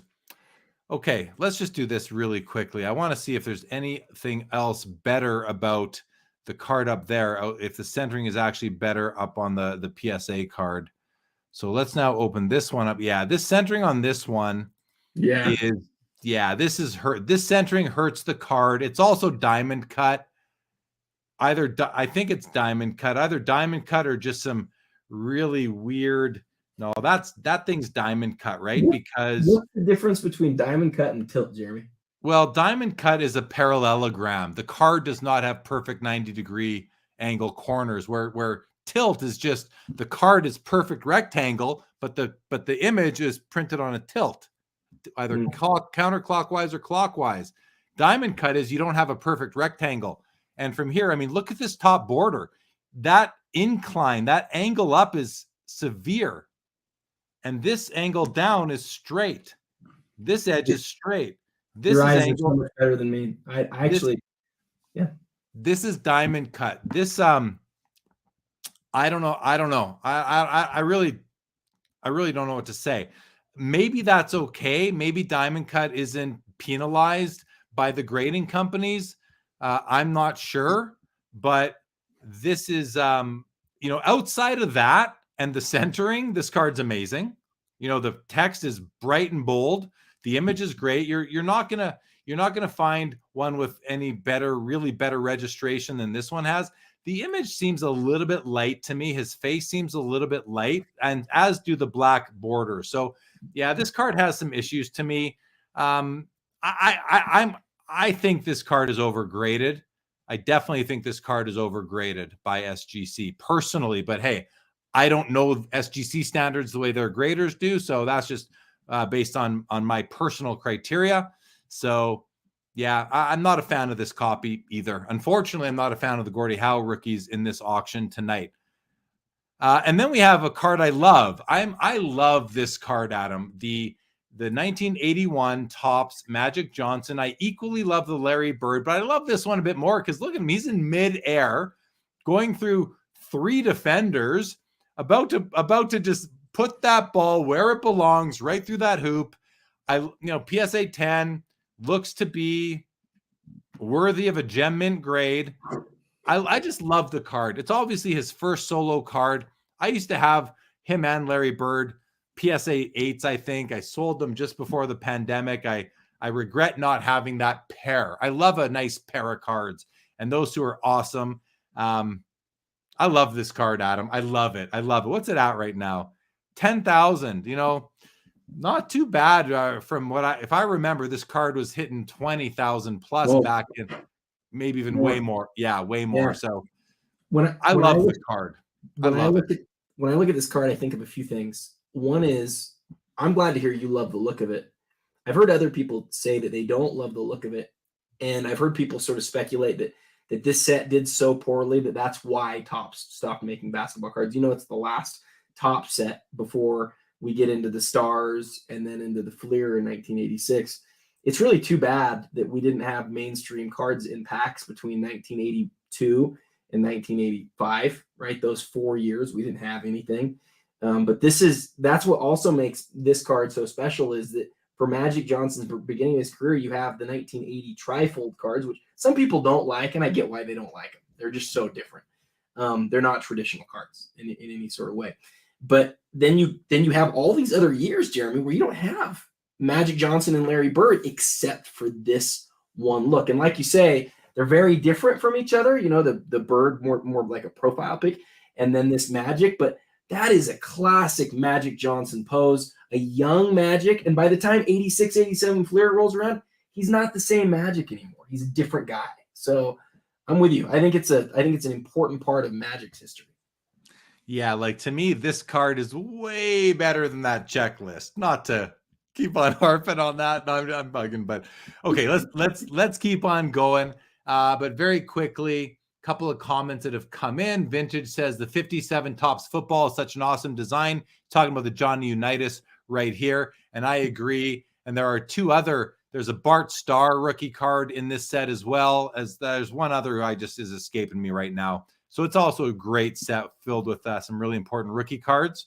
And then we have the professor says he just had it confirmed that PSA only authenticates type 1 photos and does not give a grade. That was confirmed by Dan, the great curator. Okay, thank you for that, the professor. And then Vintage Card Collector says type 1 photos seem very speculative, but that's just me. Fair. It's they've been around a while, but it's still they're pretty cool. It's ephemera. It fits into that whole category that's that kind of card adjacent stuff. And good evening to Mitch Grotman. Congratulations, Mitch, on your recent engagement. Very happy for you, Mitch. Way to go, buddy. Way to go. All right. Finally, at lot number 70, my favorite Ty Cobb card that I only recently discovered in a PWCC auction a couple months ago. Is this the same one? I think it is. I'm not sure if this is the same card. I don't remember Honest Long Cut Tobacco, but I don't think this is the same card. But I do remember T227. I'm not sure if that's the same card. I don't think it is. But in any event, this card is graded a 3. It's got a serious corner issue right here. This is not. And it's also got some serious corner issues down here. But you know what? I looked at if this is the card that I saw last time, I looked at the population. Like, there's not many copies of this graded overall. This is a pop. Here we go. Oh, SGC Pop 101, one graded higher. I'd be curious on the PSA population as well. 10 grand, a beautiful image, no doubt about it. Here's a very off-centered 57 autographed Bill Russell. It's actually got it's actually graded a 4 with a miscut. Why don't they have brackets around miscut there, Adam? That's weird. Hey, I always see brackets around the qualifier on a PSA graded card. Notice that there's no brackets around that. Isn't that odd? I think that's a judgment call they probably made because it's got the auto 10 with it too. Because usually when you see the qualifier, you see it down below, but because you got both the grades on this, think about how far out that would go to the left. That line would go to the left if you included those other two characters. Yeah, a couple of parentheses is going to push it out a few millimeters. But this autograph, though, let's talk about that. I mean, look at the auto. The auto got a 10, as it should. I mean, that is just a nice, bold blue autograph that you can even see over the dark background. He didn't squeeze it into the white jersey here, so it would really stand out, yet it still really pops on this card. So, if you're looking for a nice Bill Russell auto, also wrote number 6 there. This one will do. That's really significant. You picked up the number 6 piece. Go look at most Russell autographs. You don't see number 6 on most of them. And if you're like me, you don't love all of the inscriptions on an in-person type autograph, but the jersey number is the one exception to that rule. I love seeing the jersey number on the card.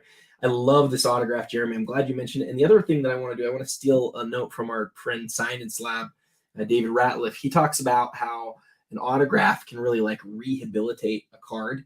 I like that word, and I like saying that with this card. The card is not perfect. It is clearly an MC. It is a 4 MC. That's the way it should be graded. But because that autograph is so perfect, I don't notice the card the same way that some other people do. And maybe, there's nothing wrong with that if you do, but if you want an autographed Russell rookie card, this is a great example because you get the great autograph. The card is what it is, right? There's no hiding. It is a 4 that's an MC, but that number 6 on the end of the autograph, I think, is really significant. Thank you for those comments. I think that's a great commentary right there. Great color commentary. Artist Gilmore rookie card, PSA 10, population. Oh, never mind. Population 13. Population 13, $23,500. And we're gonna get to number 85 here. We're 10 auctions left. This is an interesting Bill Russell card. Adam, we'll come back to it in a second. 76 Topps Baseball wax box, 36 packs, BBCE authenticated, $7,000. And then you've got a Jordan sticker, rookie sticker autographed at 86 1/4 in a Beckett and Beckett Authentication Services slab with a 9 autograph. A 9 autograph. Why is that? Let's open this up for a second and see why that got the 9 autograph. And then I really want to hear some comments from you, Adam, on that small Russell card. So a couple of streaks right there. The pen didn't really press down good enough there, right there as well, there as well. So that must even here in the J over there. But you know what? Like, this is why I'm not a fan of grading an autograph. Like, this is still a great autograph. Like, that doesn't bother me at all. The guy still signed it with a decent pen. But Adam, this Bill Russell hand cut 1955. So it's a pre-rookie card. What is the significance of this card? So I'm glad you mentioned that it was hand cut, came in sheets. That's why so many of them, even though I shouldn't say so many of them, there aren't that many that exist, but of those that exist, most of them are in pretty good shape because they were cut later, right? Like this card is from 1955. It might have only been cut in the last few years though. The fact remains, whether you like hand cut cards or not, I personally am not a hand cut card fan. Fact remains that you have this card, the 57 rookie that we've talked about ad nauseum tonight, 2 1961 cards, and then the 1968 Topps Test that there's only like 15 of in the world. That is it for all Bill Russell cards. He doesn't have anything besides that. He doesn't even have any other sort of like eclectic, weird, oddball stuff. And so, you know, if you want to buy Bill Russell cards, you've got a few to choose from. This is one of them, and this is one of the rarest ones. All right. Oh, look at this row. I mean, these two cards are awesome. Here's a Ty Cobb Sport M116 Sporting Life, pastel background, superior eye appeal as a PSA 6. But this card here, this to me is like, this is a grail. Now, this is it's in an authentic holder. So I don't know. I'm gonna guess that it's trimmed. It just looks so good. It might even be restored with color, maybe even some paper added back or paper restoration in some corners. I'm totally speculating. I have no idea, but this thing is beautiful. Like this is where I wouldn't mind owning an altered card. Oh, sorry. I thought it said altered. My bad. It says in my head, it says authentic. I don't really know what that means for SGC. Does it mean that it's altered? It looks really good.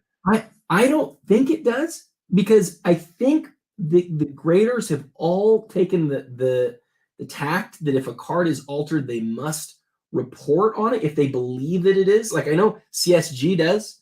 It's authentic altered. It's also an old.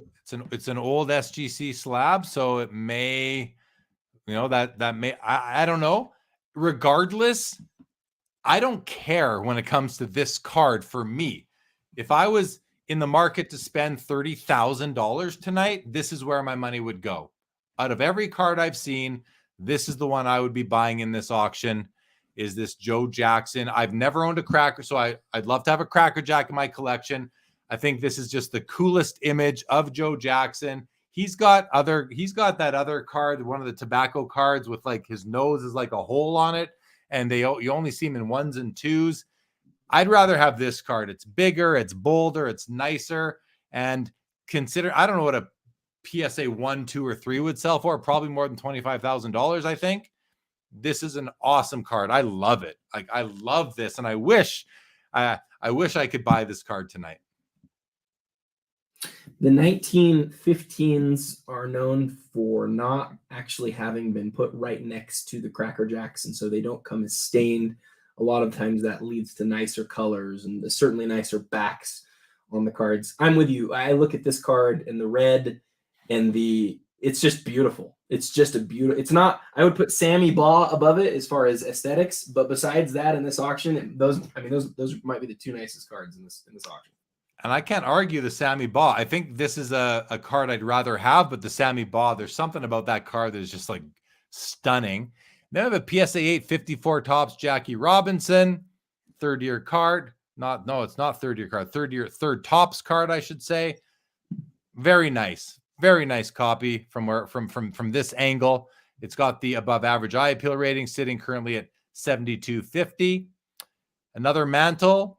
Another Wilt Chamberlain. This is a PSA 7, but this is a very off-centered copy. And look at this one here, the third version of this Pele tonight. So not as rare as we thought. There's 3 in one auction here on PWCC, but this is a 5. It's at $8,500. But let's look at this card. So this card registration is the best of the ones we've seen tonight. To me, best registration we've seen. You know, I asked that question earlier. Is there any without any white? This one gets real close, Jeremy. Yeah, but it's close, but not there, right? You got a little bit here, a little bit down here, a little bit there. You got it on the ears, a little bit on the hair, but it's still pretty good. This card has, I don't know what's going on here. You got 1, 2, 3 kind of issues on the surface right there. You got something marked right there on the shoulder. A couple of print dots, I'd call them, here and here, up here.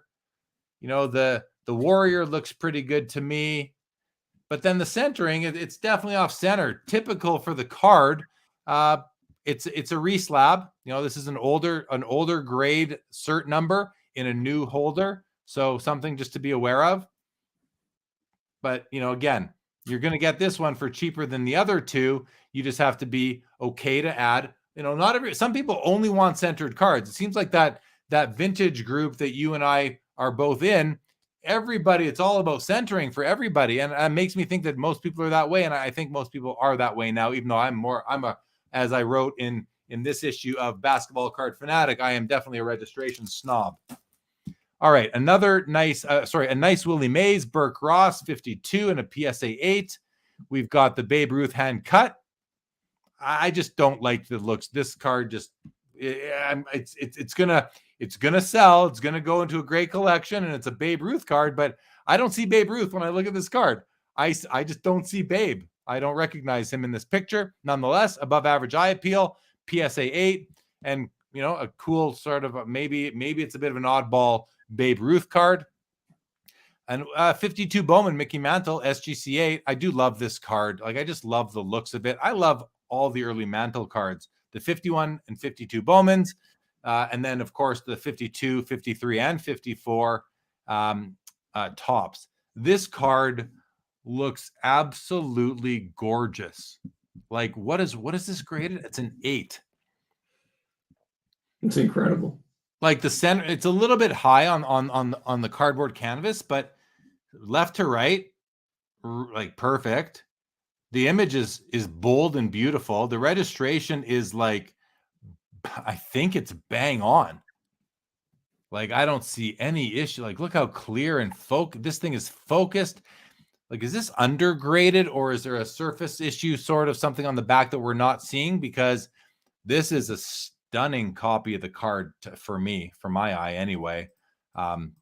Top Jeremy Lee recommendation on this card, if it's a card that you're interested in, right there. I'm surprised it doesn't have the PWCC eye appeal designation on this one, but then I haven't seen enough 8s to make that call, so I'll leave it to the people at PWCC. But oh, look at that. In the end, here's the final lot, number 85. This should be lot 85. Where does it say that? Usually it says it down here. 83 F4. So anyway, it's a Star 101 Jordan BGS 8.5. Let's take a look at these. I like looking at these because centering is so important on this card. I like the side to, I said before, I don't own this card, but if I did, I would want my personal Star 101 Michael Jordan card to be off-centered left to right, like this one, because they're all like that for the most part. I like that. It's just one of the quirks of the card. But top to bottom, this thing is pretty off-centered as well. Like this bottom border, look at the bottom border. Look at how low, look how skinny the bottom border is right here. I think that's where you would gauge it from. I might be wrong. Maybe you should gauge it from the bottom of the words Garden Chicago. If that's the case, my opinion changes. But for me, I gauge it by the bottom of this circle, here to here. Maybe I'm wrong, because maybe you got to stick to this more, to this border here. I might need to change. No, you can't, because you have this stuff here. So I don't know. I don't know how to gauge I'm going to stick with my gut, and I'm going to stick with this here versus this up here, and way off center, top to bottom. I prefer it was higher up on the card, on the cardboard itself, the cardboard stock. But centering got an 8. maybe that's a little bit high. Edge has got a 9. I mean, fine. Corners have a 9. Maybe that's fine. I mean, you see it, something going on there.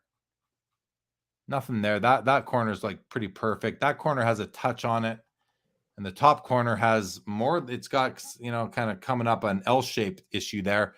I don't know. These cards are tough, right? They're just tough. Yeah. The corners on this card are always tough. I want to go. Can we go back to the Ruth real quick? I was with you. I sort of nodded in agreement on that. Doesn't look like Babe Ruth. When I clicked on the card and I zoomed in and I could see the eyes, I went, oh, that's Babe. Like that. It suddenly made sense when I got close. But until I got close, I didn't really see him either. I agree. The chubby face as well. You can tell it's got like this almost the double chin effect here going on, which is, you know, Babe Ruth-esque. But why is he wearing a basketball on his face?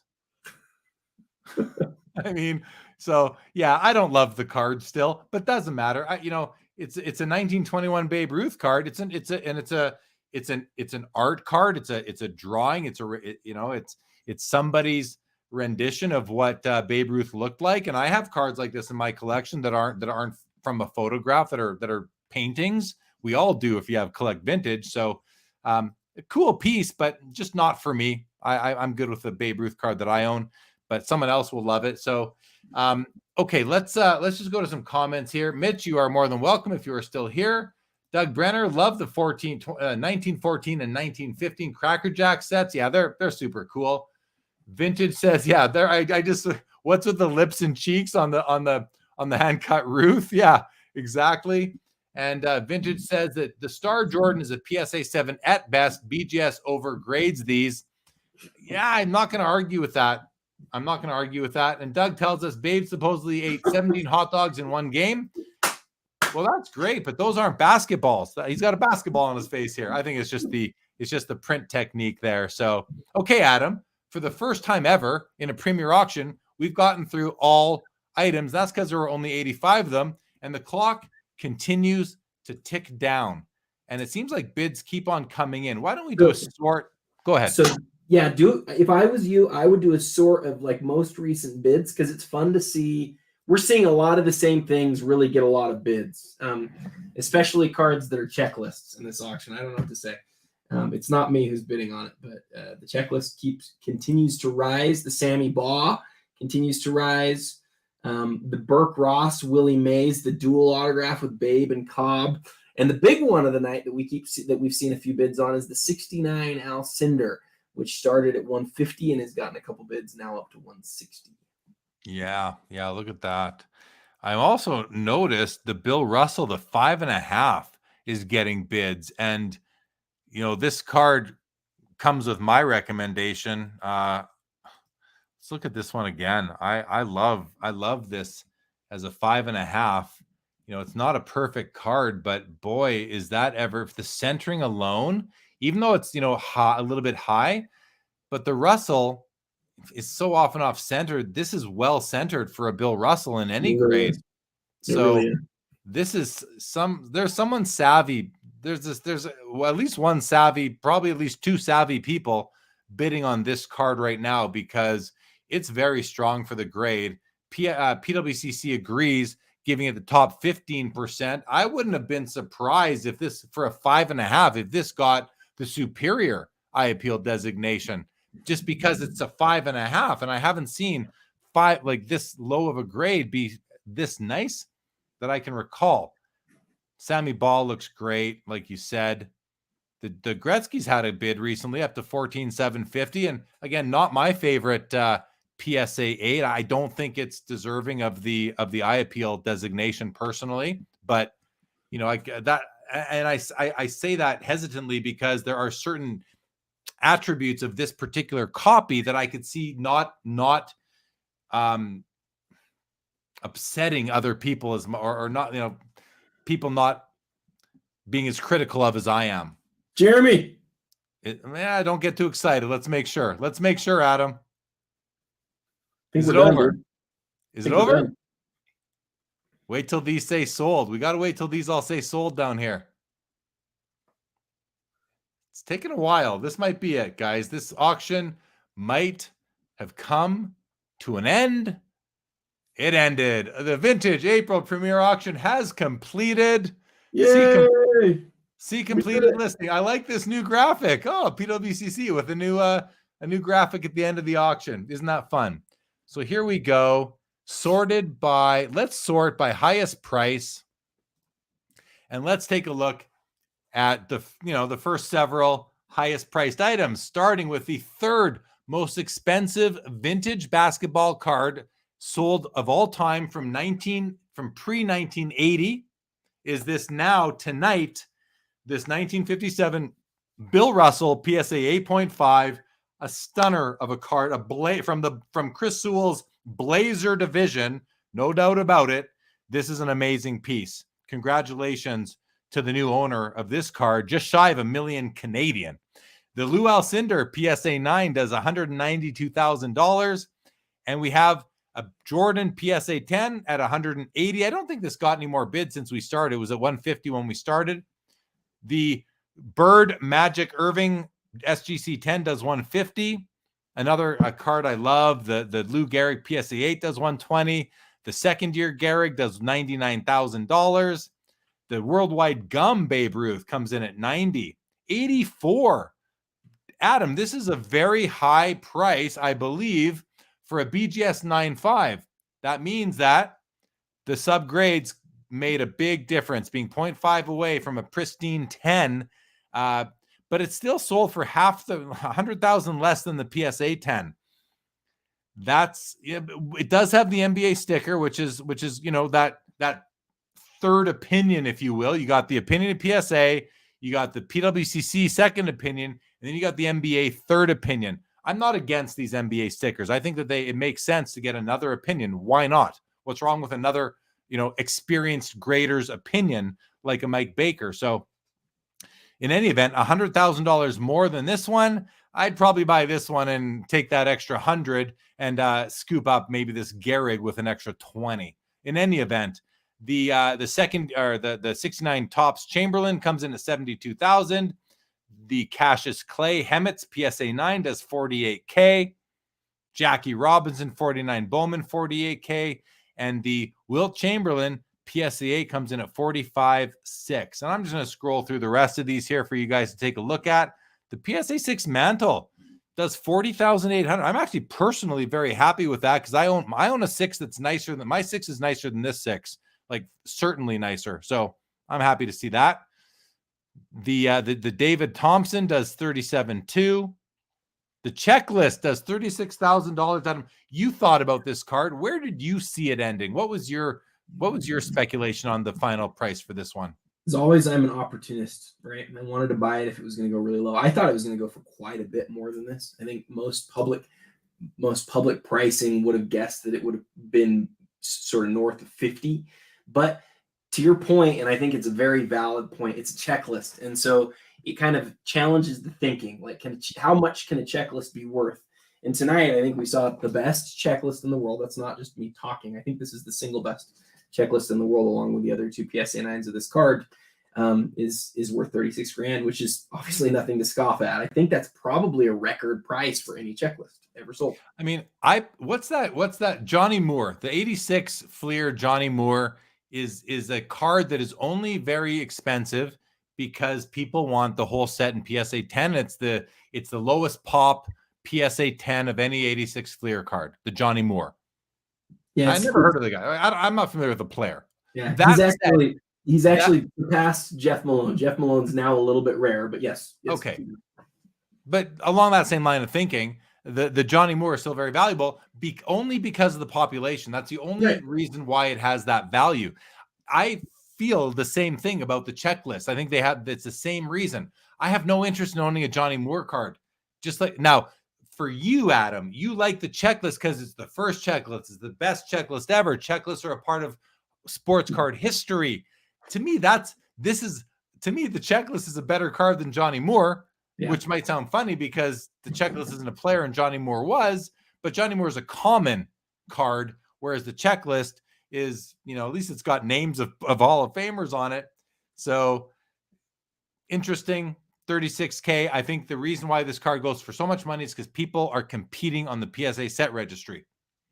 Yeah, I'm interested to see who won that. I guess I won't know who won it anymore, but I would be really interested to see who did. Hopefully somebody, whoever wins it, posts it to their Instagram and says, "Hey, I won the best checklist in the world." That'd be pretty cool.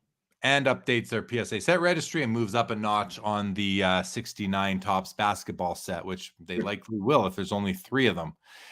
This Wilt does 32.4, and so the Gordie Howe with the stain does 31.2 for the PSA 7, overgraded. Now, what isn't overgraded about is the centering. I mean, this card is very nicely centered, but I can't get past the staining. I just can't get past it. Okay, we'll end there as far as going through the results. Adam, this was fun, man. I mean, lots of great cards. So many cool pieces. A nice manageable amount. Nice to have Rob Gerard join us for 10-15 minutes earlier. Talk about the Type 1 George Michael that he didn't buy. Neither of you bought the cards you were looking at. Nothing for me tonight. There's cards for me, but nothing in my budget. So I just couldn't pick up that Lou Gehrig tonight, which I would have loved to. But any final comments for you before we sign off?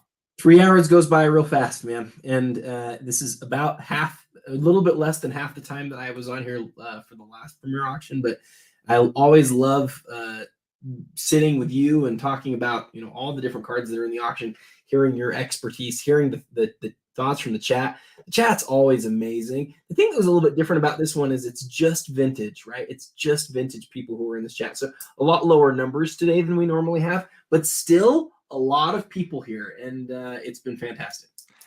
And the fact that it was all vintage, it really allowed us to stay in one kind of mindset and just stay in that mindset. We didn't have to shift our minds back and forth, which I did notice that tonight. Want to remind everybody, tomorrow, Saturday night on the channel on Sports Cards Live, 10 o'clock Eastern, 7 o'clock Pacific, Jason Kuntz from OTIA will be joining, and ISA Grading will be joining as our guest on Sports Cards Live. We are going to be talking about the Evan Mathis video. We're going to be talking about the world of altered cards and all that stuff. So join that show Saturday night. I'm expecting, and I called the show Nothing's Off Limits. There's nothing off limits on this show on Saturday. I chatted with him. We're going to be getting right into it. So join us on Saturday for that. Sunday night, if you like hockey cards, join me and Josh Madigan from the Hockey Cards Gong Show. 9:30 Eastern, 6:30 Pacific. We're going to cover the PWCC Weekly Hockey. And then very happy to announce a new show on my channel, as well as the Sports Card Dad channel, called Taking Stock. New collaboration between me, Dustin's channel, and we have, along with me on the show, we have Dennis Zender, who is PC with DPZ on Instagram. He used to do a collector series on the Luca Nation network with Cage and Andrew, but they broke up. So he is now doing his stuff on the Sports Card Dad channel. And him and I have now teamed up to multi-stream a new show called Taking Stock. Taking is the word. This name came up, taking, because it takes. We're going to share our takes. Stock, card stock, Taking Stock. That's how we came up with the name. That is going to debut this coming Monday, late. We're starting late just because we had to. 11 o'clock Eastern, go for about an hour. So if you can't join us on the East Coast on Monday, you can join us. You can watch it in syndication on YouTube the next day or later, or listen on podcast. BCF Mag, guys, don't forget, bcfmag.com. Give that beautiful magazine a subscription if you haven't yet. Here's my copy. And this is the issue with my first article in BCF Mag. And I think I start off the article by saying, I'm not a snob, but I'm a registration snob, something like that, right, Adam? So check it out. Give that a subscription. Let's support BCF Mag and Adam Gray with that. Jeremy M, thanks for the live. Great, yeah, you bet, Jeremy. Thank you so much for joining. Thank you, Vintage Collector. Thank you, everyone who's still with us. Adam, say goodbye, and then I'm gonna end this. All right, guys. Thanks everybody for joining. Have a great Friday. We'll see you Saturday.